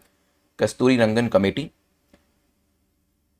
द स्टैंडिंग कमेटी NBWL के ऊपर, national board for wildlife, ये असेस कर रहे हैं proposals along the Western Ghat region which could have adverse effect on ecology. ठीक है, वेस्टर्न घाट के ऊपर ये कमेटी बनाई गई थी कि यहां पर इकोलॉजिकल चेंजेस क्या हो सकते हैं, क्या डेवलपमेंट की वजह से नुकसान हो रहा है या नहीं हो रहा है। इसी चीज के चलते हुए कस्तूरी रंगन कमेटी जो थी वो यहां पर बनाई गई थी। Now national board for wild life जो था, उसके सामने सिर्फ क्वेश्चन वेस्टर्न घाट को लेकर नहीं था, उसके साथ साथ क्वेश्चन जो था जो कायबुल लैमजो नेशनल पार्क उसको लेकर भी था। पूछा जा रहा था कि जो कायबुल लैमजो नेशनल पार्क के अंदर जो इको सेंसिटिव एरिया है, वहां पर अगर गोल्फ कोर्स का जो प्रपोजल है, गोल्फ कोर्स बनाए जाते हैं, रिजोर्ट बनाए जाते हैं, तो वहां पर लोकतक लेक को कितना नुकसान होगा, वो मणिपुर का क्वेश्चन था। जो कस्तूरी रंगन कमेटी है ये वेस्टर्न घाट से रिलेट करती है। एक माधव गाडगिल कमेटी भी बनाई गई थी 2010 के अंदर, उसका जो रिलेशन था वो भी वेस्टर्न घाट से था। आपने ये WGEEP काफी बार न्यूज में पढ़ा होगा, वेस्टर्न घाट इकोलॉजी एक्सपर्ट पैनल। ठीक है, WGEEP वेस्टर्न घाट इकोलॉजी एक्सपर्ट पैनल बनाया गया था, जिसको माधव गाडगिल कमेटी जो है भी कहा जाता है। ठीक है, पैनल ने रेकमेंड किया था कि एक नेशनल लेवल अथॉरिटी बनाई जाए, वेस्टर्न घाट इकोलॉजिकल अथॉरिटी उसको नाम दिया जाए। तो यहां पर वेस्टर्न घाट को हम कैसे बचा सकते हैं, आपने देखा होगा, अगर हम बात करें ये जो एरिया पूरा है इंडिया का, ठीक है, ये ईस्टर्न घाट यहाँ पर है कुछ इस तरीके से, और वेस्टर्न घाट पूरा हमारा लंबा इस तरीके से है। तो ये जो है इकोलॉजिकल सेंसिटिव एरिया है। अगर यहाँ पर आप रिजोर्ट बनाते हैं, गोल्फ कोर्स बनाते हैं, डेवलपमेंट बहुत ज़्यादा करते हैं, तो कहीं ना कहीं हम इकोलॉजी के साथ खिलवाड़ कर रहे हैं। तो यहाँ पर इसी वजह से दो अलग अलग टाइम पर कमेटीज बनाई गई थी। आपकी कस्तूरी रंगन कमेटी भी आई थी यहाँ पर, और एक माधव गाडगिल कमेटी जो थी वो भी लेकर आई गई थी। जो रिपोर्ट दी गई थी यहाँ पर कस्तूरी रंगन कमेटी के द्वारा, उसने कहा, प्रपोज किया 37% जो वेस्टर्न घाट का एरिया है उसे इकोलॉजिकल सेंसिटिव एरिया घोषित कर देना चाहिए, डिक्लेयर कर देना चाहिए। साथ ही साथ इसने यह भी कहा था कस्तूरी रंगन कमेटी ने कि एक ब्लैंकेट बैन लगाना चाहिए माइनिंग के ऊपर। मतलब जो आपका ये मान लीजिए वेस्टर्न घाट है, यहां पर पहली बात तो माइनिंग जो है वो नहीं होनी चाहिए, ठीक है। माइनिंग के लिए पूरी तरीके से मना किया गया। जो क्वेरिंग करी जाती है उसके लिए मना किया गया। जो रेड कैटेगरी की जो इंडस्ट्रीज होती है उसको पूरी तरीके के लिए यहां पे मना किया गया, और कहा गया कि यहां पर कोई थर्मल पावर प्रोजेक्ट जो है उसको भी ना लेकर आए, क्योंकि ये लेकर आएंगे तो डेफिनेटली इकोलॉजी को नुकसान होने वाला है, ठीक है। तो ये चीज ध्यान रखिएगा। कुछ इंपॉर्टेंट चीजें कस्तूरी रंगन कमेटी को लेकर हमने डिस्कस करी। आंसर क्या हो जाएगा? B will be the correct answer. Question number 7 को देखते हैं, जो कि है मरीन हीट वेव्स को लेकर पूछा गया। मरीन हीट वेव्स को लेकर बताएं कौन सी स्टेटमेंट आपकी इनकरेक्ट है। मरीन हीट वेव्स जो है it can occur in summer as well as in winter. Summer और विंटर दोनों टाइम पर ये हो सकती है। इसकी वजह से कोरल ब्लीचिंग भी आपको देखने को मिल सकती है। 10 सेकेंड्स वंस अगेन सोचिए क्या आंसर होगा, फिर करते हैं डिस्कशन इसको लेकर। Marine heat waves as per ए रिपोर्ट, मरीन हीट वेव्स जो है इसने हिट किया है वेस्टर्न इंडियन ओशन को, नॉर्दर्न बे एरिया, बंगाल को ये सबसे ज्यादा नुकसान पहुंचाती है। वहां पे सबसे ज्यादा इसका इंपैक्ट आपको देखने को मिलता है। वैसे अगर स्टेटमेंट्स की बात करी जाए तो हीट वेव है, लेकिन ये हीट वेव जो होती हैं ये दोनों ही आपकी मौसम के अंदर हो सकती हैं। ये आपकी समर में भी हो सकती हैं, विंटर के अंदर भी हो सकती हैं। They are basically defined on the basis of differences with the expected temperature and the actual temperature. क्या इसकी वजह से कोरल ब्लीचिंग देखने को मिलती है? तो यस, हीट वेव की वजह से आपको कोरल ब्लीचिंग जो है वो भी देखने को मिलेगी, क्योंकि हीट वेव होगी जिससे पानी जो है उसका टेम्परेचर आपको बढ़ता हुआ दिखाई देगा, जिसकी वजह से कोरल्स जो है उनको नुकसान होता है, कोरल ब्लीचिंग आपको देखने को मिलती है। इनकरेक्ट कौन सी है? इनकरेक्ट तो कोई भी नहीं है, तो करेक्ट आंसर क्या हो जाएगा? D will be the correct answer. ये वो एरिया है जहां पर कोरल ब्लीचिंग आपको सबसे ज्यादा देखने को मिलेगी, ठीक है, और जहां पर बेसिकली जो हीट वेव्स है वो भी आपको ज्यादा देखने को मिलेगी, और as a causal factor of that आपको कोरल ब्लीचिंग भी ज्यादा देखने को मिलेगी। नेक्स्ट क्वेश्चन जो है गोल को लेकर है, गोइंग ऑनलाइन एज लीडर आपसे पूछे, बताइए गोल को लेकर करेक्ट स्टेटमेंट कौन सी है। ये एक जॉइंट इनिशिएटिव है फेसबुक का, ट्राइबल अफेयर मिनिस्ट्री मोटा के साथ मिलकर बनाया गया है। इसमें डिजिटल स्किलिंग करी जाएगी, यूथ को और विमेन को एम्पावर किया जाएगा। क्या? ट्राइबल कम्युनिटी से। हो सकता है 10 सेकेंड आपके पास है, सोचिए। गोल प्रोग्राम, अभी तो गोल 2.0 आ गया है। ये जो चीजें हैं प्रीलिम्स में तो पूछी जा सकती है, लेकिन इन एग्जांपल्स को आप मेंस के अंदर भी यूज कर सकते हैं, ठीक है। मिनिस्ट्री ऑफ ट्राइबल अफेयर के द्वारा सेकंड फेज दैट इज गोल 2.0 इसको लॉन्च किया गया है। तो यस, फेसबुक के साथ मिलकर इसे किया जा रहा है। सबसे पहले इसे 2019 में लेकर आया गया था, अब 2022 के अंदर इसका दूसरा चरण सेकंड फेज जो है वो शुरू हो चुका है। इसमें बिल्कुल ठीक डिजिटल अपस्किलिंग करी जा रही है। यहां पर टारगेट किया जा रहा है कि 10 लाख यूथ एंड विमेन को जो ट्राइबल कम्युनिटी से आते हैं उनको अपस्किल किया जाएगा, उनके स्किल को बढ़ाया जाएगा, ताकि आगे जाके उनको नौकरी मिलने में आसानी हो, ठीक है। गोल का जो इनिशिएटिव है ये बेसिकली बेटर तरीके से इंडस्ट्रियल सेक्टर के ओपन अप कर देता है, जो भी लोग यहाँ पर ट्रेन किए जाएंगे ताकि उनको आगे जाकर नौकरियां मिल सके। दोनों स्टेटमेंट ठीक होने की वजह से आंसर क्या हो जाएगा? C will be the correct answer. Ministry of tribal affair और फेसबुक मिलकर इसे कर रहे हैं, ध्यान रखिएगा। क्वेश्चन नंबर 9 को देखते हैं, जो कि इंटरनेट एक्सेस इन इंडिया को लेकर पूछ रहे हैं। बताइए करेक्ट स्टेटमेंट आपकी कौन सी है। राइट टू इंटरनेट एक्सेस आपके आर्टिकल 19 में आता है क्या? इंटरनेट एक्सेस को सस्पेंड किया जा सकता है टेलीग्राफ एक्ट 1885 को यूज करते हुए। मे बी 10 सेकेंड्स सोचिए। यूनाइटेड नेशन रिपोर्ट एक आई जिसने एक कंसर्न जाहिर करी कि इंटरनेट शटडाउन से मिलियंस ऑफ लोगों की लाइफ के ऊपर कैसे नेगेटिव इंपैक्ट पड़ता है, ठीक है। क्योंकि बहुत जगह पर आपने देखा होगा, नॉर्थ कोरिया में तो ये बहुत चीज यूज करी जाती है, इवन चाइना के अंदर भी इंटरनेट एक्सेस को लिमिट करके रखा हुआ है। उसी को लेकर रिपोर्ट यहां पर आई थी। राइट टू इंटरनेट बिल्कुल ठीक है आपका, freedom of speech and expression, और आर्टिकल 19 जो इसी चीज के बारे में बात करता है इसमें आपको देखने को मिलेगा, क्योंकि ये आपका एक राइट टू इंटरनेट एक्सेस एक फंडामेंटल राइट माना गया है आर्टिकल 19 के अंदर, ठीक है। साथ ही साथ इसे सस्पेंड भी किया जा सकता है इन सर्टेन सिचुएशन। अगर हम बात करें यहां पर, इसमें currently temporary suspension of telecom rules, temporary suspension of telecom rules जो 2017 के हैं उसको हम यूज कर रहे हैं, जो कि ऑफकोर्स आपके टेलीग्राफ एक्ट 1885 के अंतर्गत आते हैं। तो यहां पर दोनों जो स्टेटमेंट्स हैं वो ठीक होने की वजह से आंसर आपका क्या हो जाएगा, C will be the correct answer. ठीक है, चलिए चलते हैं यहां से। ये आपका इंटरनेट कैसे ग्रो हुआ और कितने गैप्स उसके अंदर है उसको लेकर डेटा दिया। ये इन्फोग्राफी काफ़ी इंपॉर्टेंट होते हैं क्योंकि ये आपको याद रहते हैं कि ये चीज़ें हमने इंटरनेट को लेकर पढ़ी थी और एग्जाम में भी आप इसको यूज़ कर सकते हैं। फिर नेक्स्ट लास्ट क्वेश्चन हमारा जो है डायरेक्ट डेमोक्रेसी को लेकर पूछा गया। टूल्स ऑफ डायरेक्ट डेमोक्रेसी की बात करें तो इनमें से वो टूल्स कौन से हैं? क्या रेफरेंडम एक टूल है, क्या प्लेबिसाइट एक टूल है, क्या रिकॉल एक टूल है? 10 सेकेंड्स आपके पास है, सोचिए, फिर करते हैं डिस्कशन इसको लेकर। Referendum, plebiscite, recall.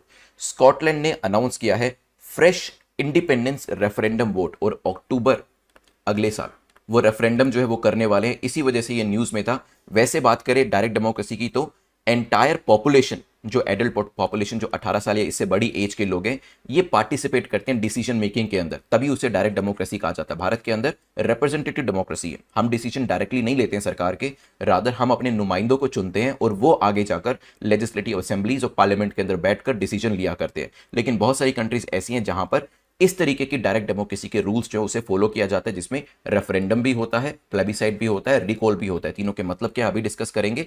तो करेक्ट आंसर क्या हो जाएगा, D will be the correct answer. ठीक है, ये डायरेक्ट डेमोक्रेसी के रूल्स है। रिकॉल में क्या होता है, इसमें जो भी व्यक्ति हमने सिलेक्ट करके भेजे, यहां पे कहें कि जो कॉन्स्टिट्यूएंसी के अंदर व्यक्ति काम कर रहा है और वो सही तरीके से नहीं कर रहा है, अगर कोई लेजिस्लेचर जो है या उसका रिप्रेजेंटेटिव सही तरीके से काम नहीं कर रहा है, तो यहां पर मेजोरिटी को यूज करते हुए उस व्यक्ति को कहा जा सकता है, लेजिस्लेचर को कहा जा सकता है कि ये व्यक्ति सही से काम नहीं कर रहा है, इसको वापस भेज दीजिए।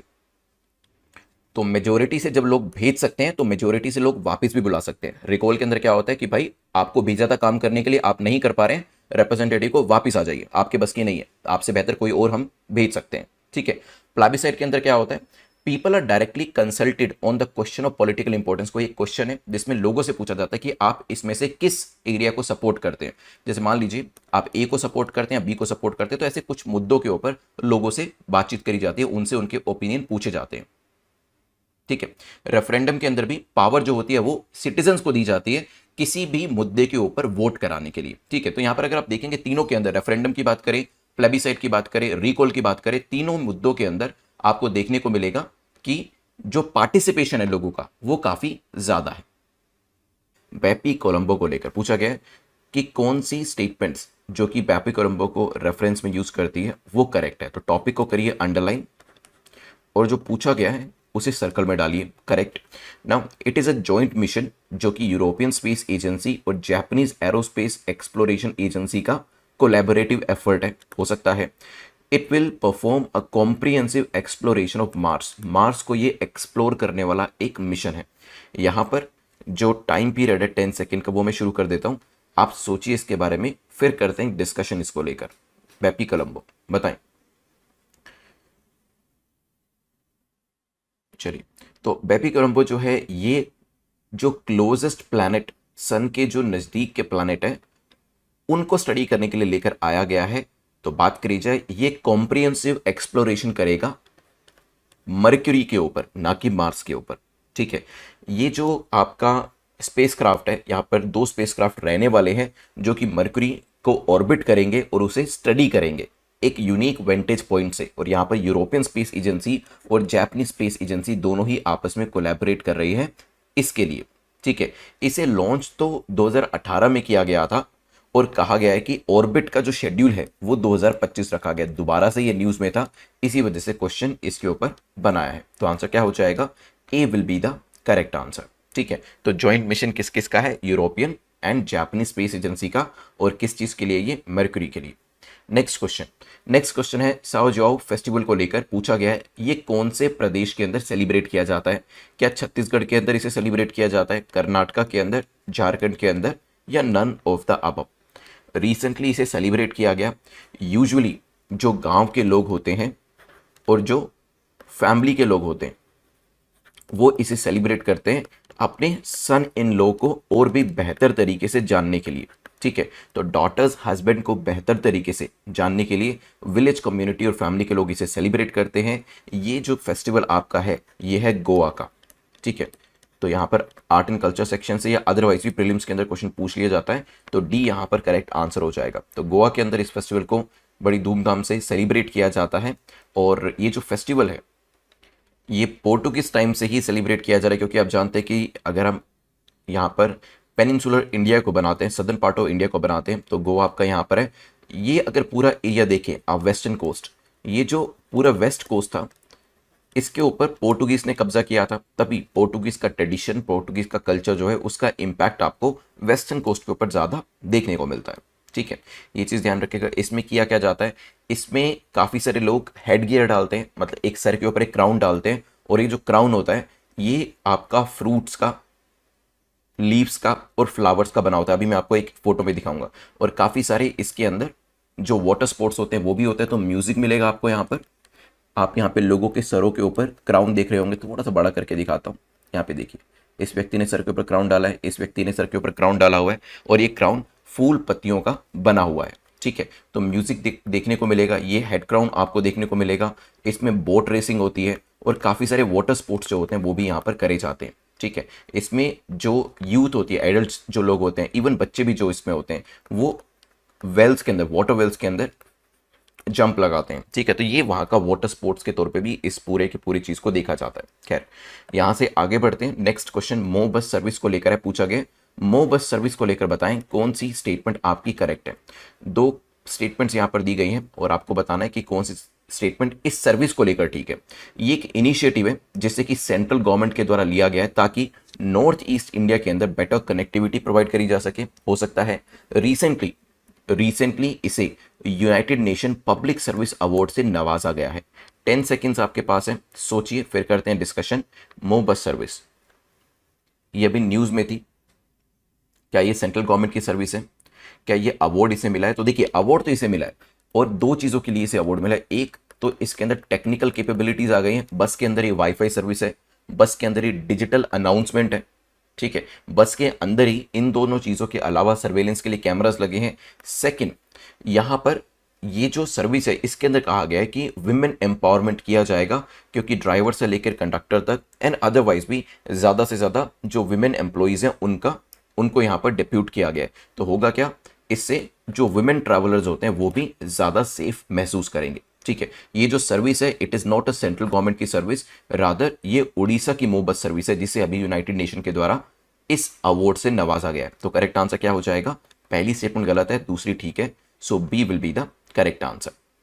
ठीक है, चलिए, तो यहाँ पे डिजिटल जो आपका अनाउंसमेंट होता है और डिजिटल पिक्चराइजेशन वो आपको देखने को मिलेगा, विमेन एम्पावरमेंट देखने को मिलेगा, वाईफाई की सर्विस भी आपको मिलेगी, सो दैट आप अपने लेक्चर्स जो हैं वो भी बस के अंदर ट्रैवल करते हुए देख सकें। नेक्स्ट क्वेश्चन नंबर 4 है, जो कि फ्लोर टेस्ट को लेकर है। पूछा गया फ्लोर टेस्ट को लेकर बताएं कौन सी स्टेटमेंट आपकी करेक्ट है, कौन सा कथन आपका सही है।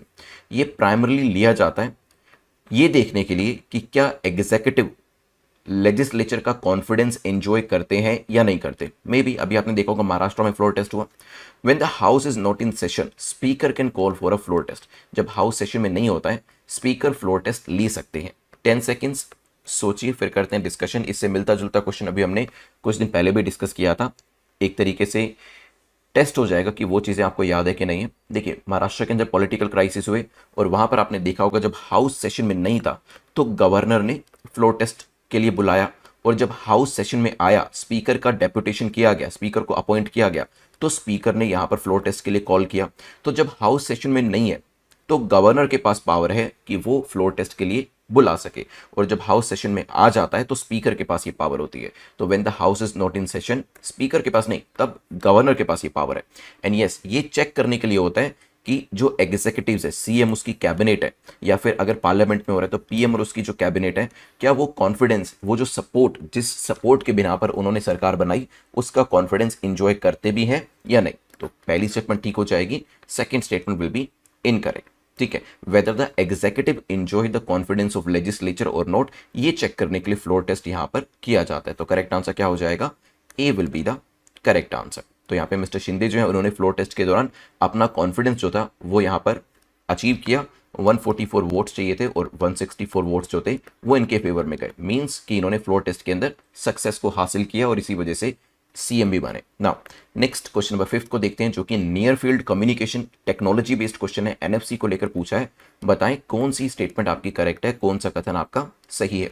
They come in a variety of shapes and sizes in the form of squares और circular stickers for ease of use. ये किसी भी शेप के होते हैं, वैरायटी ऑफ शेप्स के अंदर ये आते हैं। मे बी इसके अंदर एक कॉपर कॉइल का भी इस्तेमाल किया जाता है। सोचिए, near field communication NFC, last time हमने देखा था NFC बेस्ड मोबाइल फोन्स आते हैं, जिसमें आप क्या करते हैं, मशीन के ऊपर मोबाइल फोन को हवर करेंगे, मशीन के पास लेकर जाएंगे, टच भी नहीं करना पड़ेगा मशीन को, और पेमेंट जो होता है वो यहां पर किया जा सकता है। यूजुअली NFC का इस्तेमाल पेमेंट के लिए और कुछ केसेस में डाटा ट्रांसफर करने के लिए किया जाता है। तो डेटा ट्रांसफर तो फिर भी बहुत कम लोग करते हैं, लेकिन हाँ, पेमेंट के लिए फिर भी लोग इसका इस्तेमाल करते हैं। आजकल क्रेडिट कार्ड, डेबिट कार्ड के अंदर भी NFC बेस्ड चिप्स होती हैं, जिसकी वजह से कार्ड को स्वाइप नहीं करना पड़ता, बस कार्ड को मशीन के पास लेकर जाना पड़ता है और वहीं से ही पेमेंट उसकी हो जाती है। ये किसी भी शेप में हो सकता है, स्क्वायर शेप पे, स्टिकर शेप पे, इसमें कॉपर फॉइल भी लगा होता है, माइक्रोचिप लगी होती है। वो दोनों स्टेटमेंट ठीक है। आप चाहें तो अपने मोबाइल फोन में भी चेक कर सकते हैं कि NFC बेस्ड वो है या नहीं। दूसरा, आपने देखा होगा डेबिट कार्ड, क्रेडिट कार्ड में अगर एक चिप लगी है, माइक्रोचिप लगी है, तो वहां पर चांसेस आर लाइकली कि वो NFC बेस्ड आपका कार्ड है। ठीक है, तो करेक्ट आंसर क्या होगा यहां पर? C will be the correct answer. ठीक है, चलिए देखिए, NFC रीडर है और ये NFC टैग है, और इसमें रीडिंग किस तरीके से करी जाती है वो आप यहां पर देख सकते हैं। नेक्स्ट, नेट 50 कूपन कोड जो आप इसका इस्तेमाल कर सकते हैं। तो यहाँ पे 2023 एंड 2024 के जो कोर्सेज है आप उसको सब्सक्राइब कर सकते हैं, और यहाँ पर डे वाइज प्रिपरेशन कर सकते हैं। देखिए, डे वाइज प्रिपरेशन के लिए आपको day 1, day 2, so on up to 200 days में 200 डेज हैं, और जो 2023 की सीरीज है उसमें 500 डेज की सीरीज है। क्या एक दिन में 2 दिनों को कंप्लीट किया जा सकता है? Answer is yes. ठीक है, एक दिन को कंप्लीट करने में आपको 1 से 2 घंटे मान के चलिए, आपको उतना टाइम लगेगा, जिसमें आपको वीडियो भी देखना है, जिसमें आपको MCQs भी सोल्व करने हैं, और अगर PDF नोट्स वहां पर दिए तो उसको भी आपको गो थ्रू करना है, और 2 वीडियोज होंगे तो उसी तरीके से टाइम डबल हो जाएगा।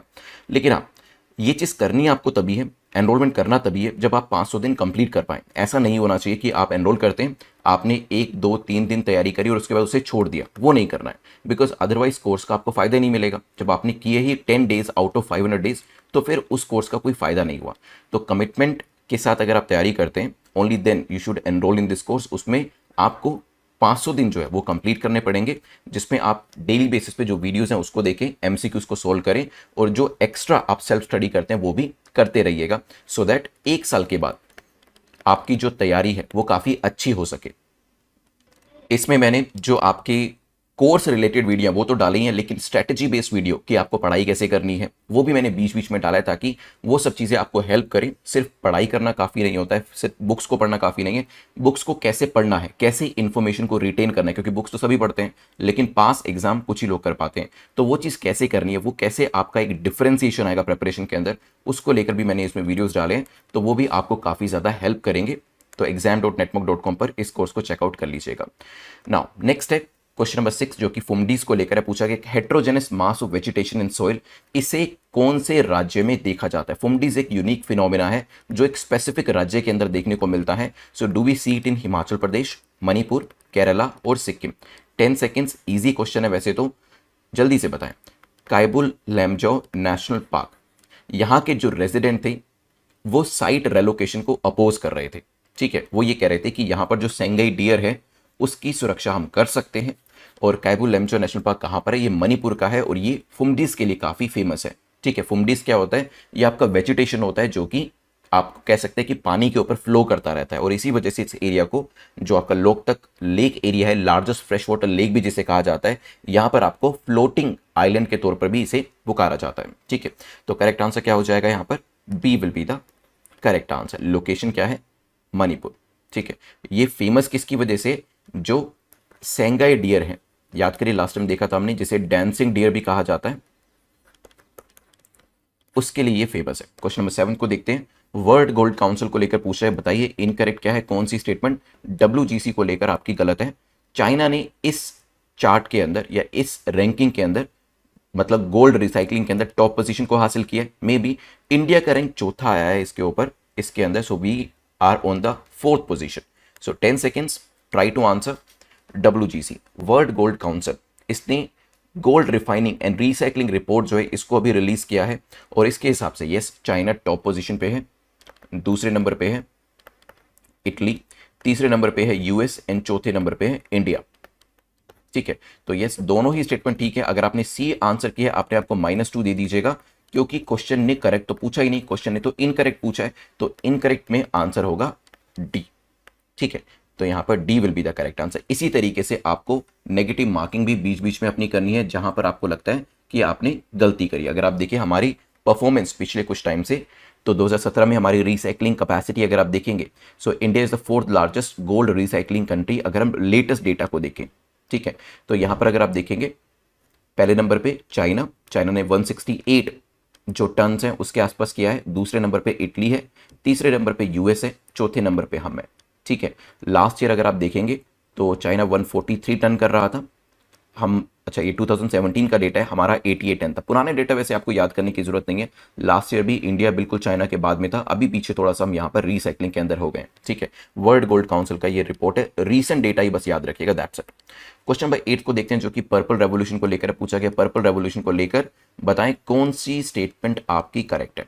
ये एक इनिशिएटिव है CSIR का, council of scientific industrial research का, और ये JNK के अंदर लेवेंडर की जो खेती है उसको बढ़ाने में हेल्प करेगा। 10 सेकेंड्स देखिए, 2 गुना खेती करनी है लेवेंडर की हमें, या फिर कहें कि 2 गुना इनकम हमें करनी है फार्मर्स की 2022 तक, मतलब इसी साल के एंड तक फार्मर्स की इनकम को डबल करना है। पिछले कुछ सालों में देखा गया है कि लेवेंडर की खेती की वजह से फार्मर्स की इनकम 2 गुना से तो बहुत ज़्यादा हो गई, इवन 4 गुना तक भी यहाँ पर देखी गई है। तो डेफिनेटली ये जो एरोमा इंडस्ट्री है, ऑयल इंडस्ट्री है, यहाँ पर काफ़ी ज़्यादा इस तरीके के प्लांट्स को अगर या इस तरीके का कल्टीवेशन किया जाता है तो उसकी डिमांड काफ़ी ज़्यादा है। ऑयल सेक्टर के अंदर भी ज़्यादा है, एरोमा ऑयल सेक्टर के अंदर। ठीक है, इवन जो परफ्यूम या सेंट की जो इंडस्ट्री है वहाँ पर भी लेवेंडर का इस्तेमाल काफ़ी ज़्यादा किया जाता है।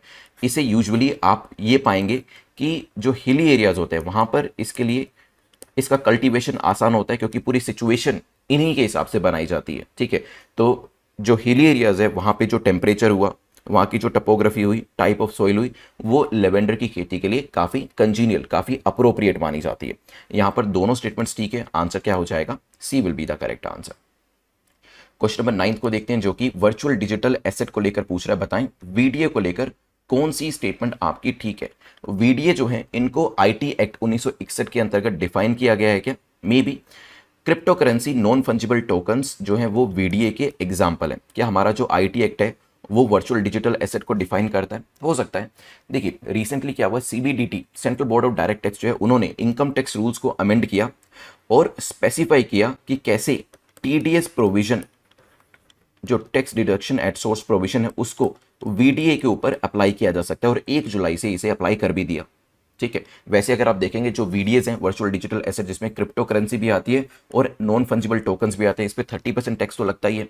और रिसेंटली फाइनेंस बिल 2022 ने डिफाइन किया वीडीए को under the IT act of 1961, क्योंकि जब ये एक्ट ओरिजिनली बना था तब तो वीडीए को डिफाइन नहीं किया गया था, लेकिन रिसेंटली फाइनेंस बिल 2022 के अंदर आईटी एक्ट के अंदर इसे डिफाइन कर दिया गया है। ठीक है, कि इसमें कौन कौन सी चीजें आती हैं, ये वीडीएस आखिर होते क्या है, राइट। तो दोनों ही स्टेटमेंट्स आपकी करेक्ट है, तो करेक्ट आंसर क्या हो जाएगा, C will be the correct answer. Last question देखते हैं। कल्याणी एक्सपर्ट कमेटी को 2018 में बनाया गया था, ये किससे रिलेट करती है। Economic zone, special economic zone के अंदर रिफॉर्म्स को लेकर, बैंकिंग सेक्टर के रिफॉर्म्स को लेकर, इंश्योरेंस सेक्टर या फिर इलेक्टोरल प्रोसेस के रिफॉर्म्स को लेकर। देखिए आपकी कमेटी चाहे 2018 की हो, लेकिन बार बार न्यूज़ में आ रही है और इसी वजह से क्वेश्चन पूछा जा सकता है। कॉमर्स एंड इंडस्ट्री मिनिस्ट्री ने जो प्रोसेस है, process to ease the process of denotifying empty spaces, special economic zone के अंदर जहां जहां पर भी एम्प्टी स्पेसेस थे उसको डी नोटिफाई करने का जो प्रोसेस है वो यहां पर शुरू कर दिया है। ठीक है, स्पेशल इकोनॉमिक जोन जो है अब वहां पर बेसिकली स्पेस को जब फ्री कराया जाएगा तो ज्यादा से ज्यादा मात्रा में बिजनेसेस को सेटअप किया जा सकता है और इससे एक्सपोर्ट को भी बूस्ट किया जा सकता है। ठीक है, कल्याणी एक्सपर्ट कमेटी जो थी वो स्पेशल इकोनॉमिक जोन के अंदर रिफॉर्म्स को लेकर ही बनाई गई थी। ठीक है, तो करेक्ट आंसर यहां पे क्या हो जाएगा, A will be the correct answer. जल्दी से पहले क्वेश्चन के ऊपर चलते हैं जो कि इंडिया वियतनाम को लेकर पूछ रहा है। इन तीनों में से कौन सी स्टेटमेंट इंडिया वियतनाम को लेकर सही है। बोथ साइड्स ने म्यूचुअल लॉजिस्टिक अग्रीमेंट को साइन किया है क्या, हो सकता है। इंडिया ने क्या कोई लाइन ऑफ क्रेडिट वियतनाम को ऑफर करी है, मे बी। क्या दोनों ने कोई डिफेंस प्रोटोकॉल अग्रीमेंट साइन किया था 2000 के अंदर, ये 2000 मतलब आज से 22 साल पहले, ये भी हो सकता है। 10 सेकेंड्स आपके पास है, सोचिए। देखिए इंडिया वियतनाम जो है इनके बीच में बॉन होमी, इनके बीच में जो फ्रेंडशिप है वो काफ़ी इंपॉर्टेंट है, क्योंकि दोनों ही चाइनीज़ जो डोमिनेशन है उससे परेशान हो चुके हैं। वियतनाम परेशान रहता है चाइनीज़ डोमिनेशन को लेकर साउथ चाइना सी के अंदर, और भारत परेशान रहता है चाइना को लेकर when it comes to Indo Pacific region, क्योंकि दोनों ही लोकेशन, चाहे वो साउथ चाइना सी हो या इंडो पैसिफिक एरिया हो या इंडियन ओशन हो, वहां पर चाइनीज़ अपने डोमिनेशन दिखाते रहते हैं, और दोनों ही काफ़ी वोकल रहे हैं। इंडिया की बात करें या वियतनाम की बात करें, चाइनीज़ के अगेंस्ट में, ठीक है। ये दोनों इस तरीके की कंट्रीज है जो चुपचाप सब कुछ देखती रहे, सुनती रहे, बर्दाश्त करती रहे। ऐसा दोनों के साथ नहीं है, दोनों ही काफ़ी वोकल है। जब भी चाइनीज़ इंटरफेयर करने की कोशिश करते हैं इनके एरियाज़ में, दोनों ही यहाँ पर आवाज़ उठाते हैं। तो दोनों के बीच में अग्रीमेंट्स होना ज़रूरी भी था, और यहाँ पर यह लॉजिस्टिक अग्रीमेंट भी साइन किया गया है। एक हमने defence line of credit 500 million की ऑफर करी है। डिफेंस लाइन ऑफ क्रेडिट होता है जैसे कि एक तरीके का किसी का खाता शुरू कर देना। तो वियतनाम को कहा कि देखिए 500 मिलियन तक आपको जो भी परचेज करना कर लीजिए डिफेंस एरिया में हमसे, और पैसे आप बाद में दे दीजिएगा, ठीक है। तो ये एक जो ऑफर है वो उनको दिया गया है, और यस डिफेंस प्रोटोकॉल भी हम काफ़ी पहले से शुरू कर चुके हैं। तो करेक्ट आंसर क्या हो जाएगा? D will be the correct answer. Let's move to next question, जो कि G7 कंट्रीज को लेकर है। पूछा कि इनमें से कौन सी कंट्री G7 कंट्री नहीं है, ठीक है। नोट दिया है तो एग्जाम में इस नोट को सर्कल में जरूर डालिएगा। Canada, Japan, China, Italy. 10 seconds आपके पास हैं। G7 कंट्रीज की बात करें तो इसमें यूएस आता है, यूके आता है, कनाडा आता है, फ्रांस है इसमें, इटली है इसमें, और एशिया सिर्फ एक ही कंट्री है जो कि है जापान, ठीक है। और यूरोप से अगर आप देखेंगे France, Italy, UK and Germany भी है, जहां पर इस बार की समिट हुई है, ठीक है। और नॉर्थ अमेरिका से यूएस और कनाडा आपको यहां पर देखने को मिलेंगे। सो एशिया से सिर्फ एक ही कंट्री है जापान, चाइनीज इसमें नहीं है। तो करेक्ट आंसर क्या हो जाएगा? C will be the correct answer. इस बार की जो 48 G7 मीटिंग हुई थी वो कहां पर हुई है? वो जर्मनी में हुई है, जिसको हमारे प्राइम मिनिस्टर ने भी ज्वाइन किया। और पिछली बार जो G7 की 47th मीटिंग हुई थी वो ऑनलाइन वर्चुअल मीटिंग करी गई थी, यूके ने उसे अपनी प्रेसिडेंटशिप दी थी। Correct answer C. चलते हैं नेक्स्ट टॉपिक के ऊपर, विच इज क्वेश्चन नंबर 3, जो कि फ्लैग कोड को लेकर है। पूछा गया फ्लैग कोड को लेकर बताएं कौन सी स्टेटमेंट आपकी करेक्ट है। जो फ्लैग होता है या ट्राई कलर जो है वो सिर्फ खादी का ही बनाया जा सकता है, मे बी ये मशीन से भी बनाया जा सकता है, ये भी पॉसिबल है। ट्राई कलर को कमर्शियल पर्पस के लिए यूज नहीं किया जा सकता। बिल्कुल ध्यान से एक स्टेटमेंट को पढ़िएगा फिर आंसर दीजिएगा। ट्राई कलर, अगर ये क्वेश्चन लास्ट ईयर होता तो इसका आंसर कुछ अलग होता, लेकिन कुछ चेंजेस जो हैं वो हमने अपने फ्लैग कोड में करे हैं, जिसके बाद ये पहले होता था कि खादी का ही बनेगा, लेकिन अभी कहा गया है कि जरूरी नहीं है, क्योंकि ये पॉलिएस्टर का भी बनाया जा सकता है, ठीक है। लास्ट ईयर तक था कि इसे हाथों से ही बनाया जाएगा, मशीन से नहीं बनाया जा सकता, लेकिन अब ये मशीन से भी बनाया जा सकता है। इसको कमर्शियल पर्पस के लिए यूज नहीं किया जा सकता, बिल्कुल ठीक है, इसको कमर्शियल पर्पस के लिए यूज नहीं किया जा सकता। करेक्ट आंसर क्या हो जाएगा? डी। अब देखिए हम आज़ादी का अमृत महोत्सव सेलिब्रेट करेंगे, और इसके लिए पहले से ही कह दिया कि अगस्त 11 से लेकर अगस्त 17 ये पूरा वीक जो है आपको पूरे देश के अंदर, स्कूल्स के अंदर, कॉलेजेस के अंदर और अदरवाइज भी ये आज़ादी का अमृत महोत्सव सेलिब्रेट होता हुआ दिखाई देगा। तो यहाँ पर ये भी चीज़ कहा गया है, हर घर तिरंगा कैंपेन करके एक चलाया गया, जिसमें हर व्यक्ति तिरंगे को यहाँ पर ले सके और अपने घर में लगा सके। इसी वजह से मशीन्स को भी अलाउ किया गया कि मशीन्स भी इसे प्रोड्यूस कर सकते हैं, और पॉलिएस्टर का भी ये बन सकता है, जरूरी नहीं है कि खादी कॉटन का ही ये होना चाहिए, ठीक है। तो हर घर तिरंगा कैंपेन जो है वो भी एग्जाम के लिए इंपॉर्टेंट है, ध्यान रखिएगा। यहाँ पर अलग अलग भारत के फ्लैग आपको दिखाए हुए हैं, जो कि अलग अलग टाइम पर अलग अलग एरियाज में अडॉप्ट किए गए थे। जैसे कि यहाँ पर देखेंगे ये 1921 में अनऑफिशियल तौर पे अडॉप्ट किया गया था, ये 1931 में इंडियन नेशनल आर्मी का फ्लैग था, और फाइनली 1947 के अंदर जो फ्लैग है उसे ऑप्ट किया गया था, जो हम प्रेजेंटली भी फॉलो करते हैं, ठीक है। अब इसमें जो कलर्स हैं इनका क्या इंपॉर्टेंस है, क्या सिग्निफिकेंस है, ये आप मुझे कमेंट सेक्शन में जरूर बताइएगा। ग्रीन किस चीज को सिग्निफाई करता है, व्हाइट किस चीज को सिग्निफाई करता है, ठीक है। जो एम्बर कलर ऑरेंज कलर है वो किस चीज को सिग्निफाई करता है, ये जो चक्र है वो किस चीज को सिग्निफाई करता है, ये काफी इंपॉर्टेंट चीज है, तो ये आप जरूर बताइएगा कमेंट सेक्शन के अंदर। नाउ नेक्स्ट है PGID, that is performance grading index for district. ये किसके द्वारा रिलीज किया गया है? Is it release by NITI Aayog, education मंत्रालय के द्वारा, विमेन एंड चाइल्ड डेवलपमेंट मंत्रालय, या कोई और ही एजेंसी है जिसका नाम यहां पर मेंशन नहीं किया गया? 10 सेकेंड्स सोचिए किसके द्वारा इसे लेकर आया गया होगा। Performance grading index for district, जल्दी से आंसर करिए। 2018, 19, 19-20 का जो डेटा है वो रिपोर्ट के जरिए यहाँ पर दिया गया है और इसके अंदर राजस्थान ने टॉप पोजीशन हासिल करी है। अभी मैंने आपको ये नहीं बताया ये है क्या, लेकिन हाँ, राजस्थान ने टॉप पोजीशन हासिल करी है, फॉलोड बाय पंजाब। दूसरे नंबर पे पंजाब का नंबर आता है। अब ये जो पीजीआईडी है बेसिकली ये डिस्ट्रिक्ट लेवल के ऊपर एजुकेशन का स्तर कैसा है, स्कूल्स के अंदर एजुकेशन कितनी क्वालिटी से दी जा रही है उसके बारे में जानकारी देता है। ठीक है, तो यहां पर यह पाया गया कि राजस्थान और पंजाब के स्कूल्स के अंदर एजुकेशन का स्तर अच्छा है। एट द सेम टाइम जो सबसे बड़ा प्रॉब्लमेटिक एरिया हमें देखने को मिला वो ये था कि स्कूल्स के अंदर जहां पे स्कूल्स ने सबसे कम स्कोर किया है वो था टेक्नोलॉजी के एरिया के अंदर। मींस कि वहां पर रिसोर्सेज अवेलेबल नहीं है। ठीक है, जैसे इंटरनेट की अवेलेबिलिटी नहीं है बहुत सारे स्कूल्स के अंदर, कंप्यूटर्स इनफ नंबर में या तो है ही नहीं, बिल्कुल भी नहीं है, या फिर अगर है भी सही तो उतने ज़्यादा नहीं है ताकि अच्छे से जो स्टूडेंट्स हैं उनको ट्रेनिंग दी जा सके। ठीक है, तो करेक्ट आंसर क्या हो जाएगा? B will be the correct answer. चलते हैं क्वेश्चन नंबर 5 को देखते हैं जो कि बात कर रहा है PGII, partnership for global infrastructure and investment. ये किसका इनिशिएटिव है? क्या ये G7 का इनिशिएटिव है, G4 का इनिशिएटिव है, या फिर ये G20 का इनिशिएटिव है, या फिर none of the above? 10 seconds सोचिए और आंसर करिए। Partnership for global infrastructure and investment, ये अभी न्यूज में था।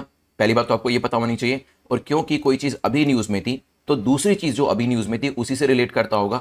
G7 की मीटिंग हुई, वहां पर ही पीजीआईआई के बारे में बात करी गई और कहा गया कि हम partnership for global infrastructure investment जो है इसको लेकर आएंगे ताकि चाइना का जो बेल्ट एंड रोड इनिशिएटिव है, चाइना का जो BRI है, उससे काउंटर किया जा सके। ठीक है, चाइना का जो बेल्ट एंड रोड इनिशिएटिव है उसको यहां पर काउंटर किया जा सके। पहले भी एक B3W करके लेकर आया गया था, कितने लोगों को याद, हमने पढ़ा भी था उसके बारे में, एक MCQ भी डिस्कस किया था। इसकी फुल फॉर्म आप मुझे कमेंट सेक्शन में जरूर बताइएगा, ऑलरेडी डिस्कस किया हुआ है। इसको भी जो Chinese belt and road initiative है उसको काउंटर करने के लिए लेकर आया गया था, और ये इस बार कौन लेकर आया है? G7 कंट्रीज इसको लेकर आई हैं। ठीक है, चलिए नेट 50 कूपन कोड को आप यूज कर लीजिएगा। वंस अगेन जो आपकी डे वाइज प्रिपरेशन है, देखिए वैसे भी मैं आपको बताऊंगा जब आप खुद भी तैयारी करें ना तो अपना शेड्यूल जरूर बनाइएगा कि डे 1 में मुझे क्या करना है, मंडे को क्या करना है, ट्यूसडे को क्या करना है, वेडनेसडे को क्या करना है, फिर मुझे सैटरडे संडे जो आता है, क्योंकि सैटरडे संडे को ज़्यादा टाइम मिलेगा अगर आप कॉलेज जाते हैं या फिर जॉब कर रहे हैं तो सैटरडे संडे को अलग तरीके से डिज़ाइन करेगा। तो आपका शेड्यूल हमेशा आपके सामने होना चाहिए, क्योंकि वही आपका ब्लूप्रिंट है जो आपको आपकी डेस्टिनेशन तक पहुंचाने में हेल्प करेगा। विदाउट शेड्यूल पूरा साल कब बीत जाएगा पता ही नहीं चलेगा। ठीक है, तो आप डे वाइज प्रिपरेशन जरूर करिएगा, चाहे आप किसी कोर्स के माध्यम से करें या अदरवाइज करें, लेकिन आपके पास पूरा शेड्यूल होना चाहिए। एक एक हफ्ते का, एक एक दिन का, एक साल का आप अपना शेड्यूल बना सकते हैं। और ये चीज़ मान के चलिएगा कि ऐसा ज़रूरी नहीं है कि एक बार आपने शेड्यूल बना लिया तो वो एज इट इज़ रहेगा, उसमें आपको बीच बीच में मॉडिफिकेशंस भी करने पड़ेंगे। ये भी चीज़ पहले से सोच के चलिएगा। तो यहाँ पर जो 200 डेज है यूपीएससी 2023-2024 का जो प्रोग्राम है, इसमें ऑलरेडी आपका डे वाइज प्लान बना हुआ है, शेड्यूल बना हुआ है। इसको आप exam.netmock.com पर जाकर चेकआउट कर सकते हैं। नाउ चलते हैं क्वेश्चन नंबर 6 के ऊपर। क्वेश्चन नंबर 6 बात करता है गिग इकोनॉमी को लेकर। पूछा कि गिग इकोनॉमी जो है ये किसको हेल्प करती है? क्या ये रिटायर्ड लोगों को हेल्प करती है या नुकसान पहुंचाती है? विमेन को हेल्प करती है या नुकसान पहुंचाती है? What about freelancers? सोचिए, 10 सेकेंड्स। जब भी हम गिग इकोनॉमी की बात करते हैं हमारे ध्यान में क्या आता है? ओला, उबर, जोमैटो, स्विगी, जो आजकल के स्टार्टअप्स हैं वहां पर काम करने वाले लोग, राइट? जिसमें एक ट्रेडिशनल, जैसे पुराने टाइम का एक एम्प्लॉयर एम्प्लॉई रिलेशनशिप होता था, वो रिलेशनशिप आपको देखने को नहीं मिलेगा। सॉर्ट ऑफ अ कॉन्ट्रैक्ट के बेसिस पे लोग काम करते हैं, जब मन होता है काम करते हैं, जब मन नहीं होता है काम नहीं करते। ठीक है, साथ ही साथ कुछ लोग दिन में कुछ और काम करते हैं, रात को उबर चलाते हैं। ठीक है, या फिर दिन में ओला चलाते हैं, रात को अपना कोई और काम करते हैं। तो काफी फ्लेक्सिबिलिटी और फ्रीडम आपको इसके अंदर मिलती है। सारे फायदे फायदे नहीं है, नुकसान भी है, बताऊंगा क्या। लेकिन ऐसा कहा जाता है कि विमेन को ये बहुत ज़्यादा फ्लेक्सिबिलिटी प्रोवाइड करते हैं, क्योंकि अगर कोई फ्रीलांसिंग काम घर में रहकर ही करना चाहता है, कोई प्रेग्नेंट विमेन है, मैरिड विमेन है, घर से बाहर नहीं जाना चाहते हैं या फिर कुछ टाइम का रेस्ट लेना चाहते हैं और घर से ही काम करना चाहते हैं, तो विमेन के बारे में बताया गया, जो इकोनॉमिस्ट बताते हैं कि गिग इकोनॉमी विमेन को सबसे ज़्यादा हेल्प करती है।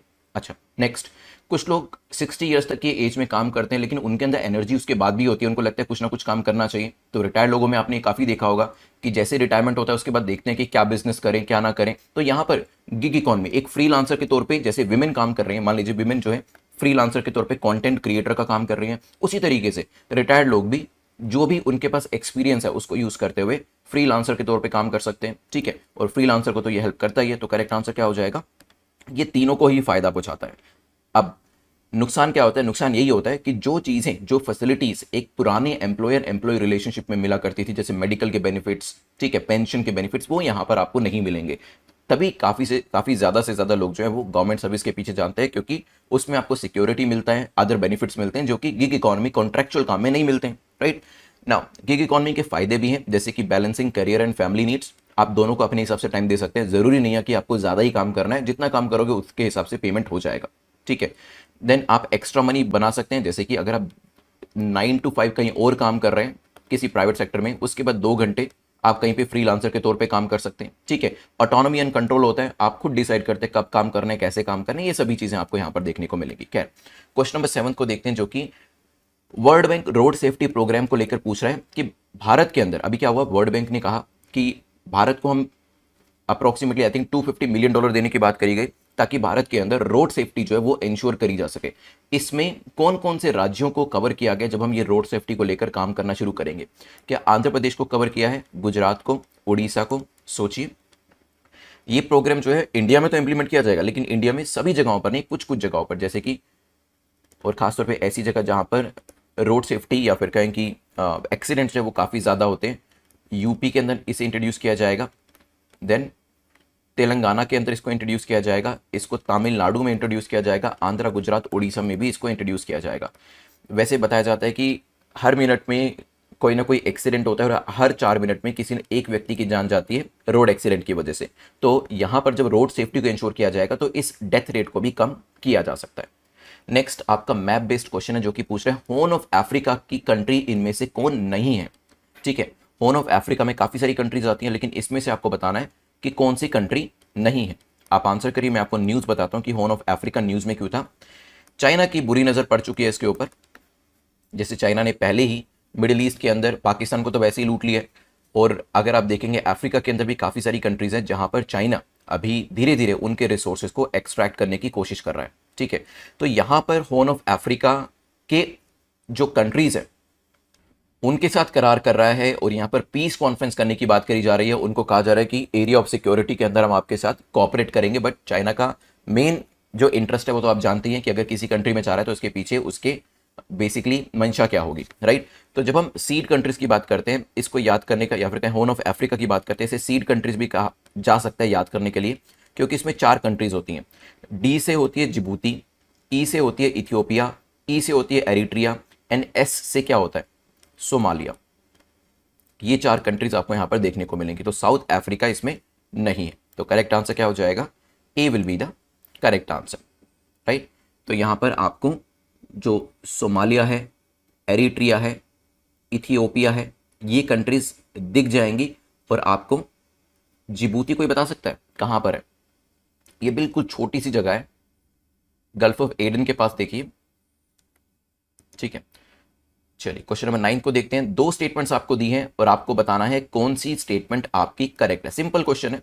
राइट टू इंटरनेट एक्सेस एक फंडामेंटल राइट है जो आर्टिकल 19 के अंतर्गत आता है। हो सकता है इंटरनेट यूनाइटेड नेशन के हिसाब से भी एक बेसिक ह्यूमन राइट माना गया है। 10 सेकेंड्स आपके पास है, सोचिए। इंटरनेट को लेकर आर्टिकल दिया गया था, तो पूछा जा सकता है is it a fundamental right और नॉट। चलिए देखिए, यूनाइटेड नेशन के हिसाब से ये ह्यूमन राइट तो है ही, और 2020 में सुप्रीम कोर्ट की एक जजमेंट आई जिसमें बताया गया कि आर्टिकल 19 जो freedom of speech and expression की बात करता है, उसके हिसाब से जो इंटरनेट का एक्सेस है ये भी आपका एक फंडामेंटल राइट हो जाता है। तो करेक्ट आंसर क्या हो जाएगा, C will be the correct answer. Goal programme के बारे में देखते हैं। गोल प्रोग्राम किसके द्वारा लॉन्च किया गया, किस मंत्रालय के द्वारा लॉन्च किया गया? क्या एजुकेशन मिनिस्ट्री के द्वारा, ट्राइबल अफेयर मिनिस्ट्री के द्वारा, विमेन एंड चाइल्ड डेवलपमेंट मंत्रालय के द्वारा, या फिर none of the above? 10 seconds आपके पास हैं, सोचिए।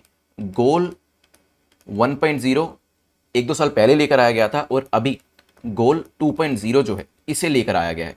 सो इसे लेकर आया गया है मिनिस्ट्री ऑफ ट्राइबल अफेयर के द्वारा। तो करेक्ट आंसर क्या हो जाएगा, B will be the correct answer, ठीक है। अब इसके अंदर किया क्या जाएगा, देखिए गोल के अंदर जो ट्राइबल अफेयर मंत्रालय है प्लस फेसबुक जो है वो 2 चीज़ों की काम कर रहा है। वो स्किलिंग और अपस्किलिंग का बात काम कर रहा है। स्किल देने का काम और ट्राइबल यूथ को अपस्किल करने का काम कर रहा है, ताकि आने वाले टाइम में जो ट्राइबल यूथ है उनको जो जॉब अपॉर्चुनिटीज हैं वो मिलने में कमी ना हो। ठीक है, तो ट्राइबल कम्युनिटीज के अंदर यूथ को हेल्प किया जा रहा है यहां पर स्किल्स को अटेन करने के लिए, राइट।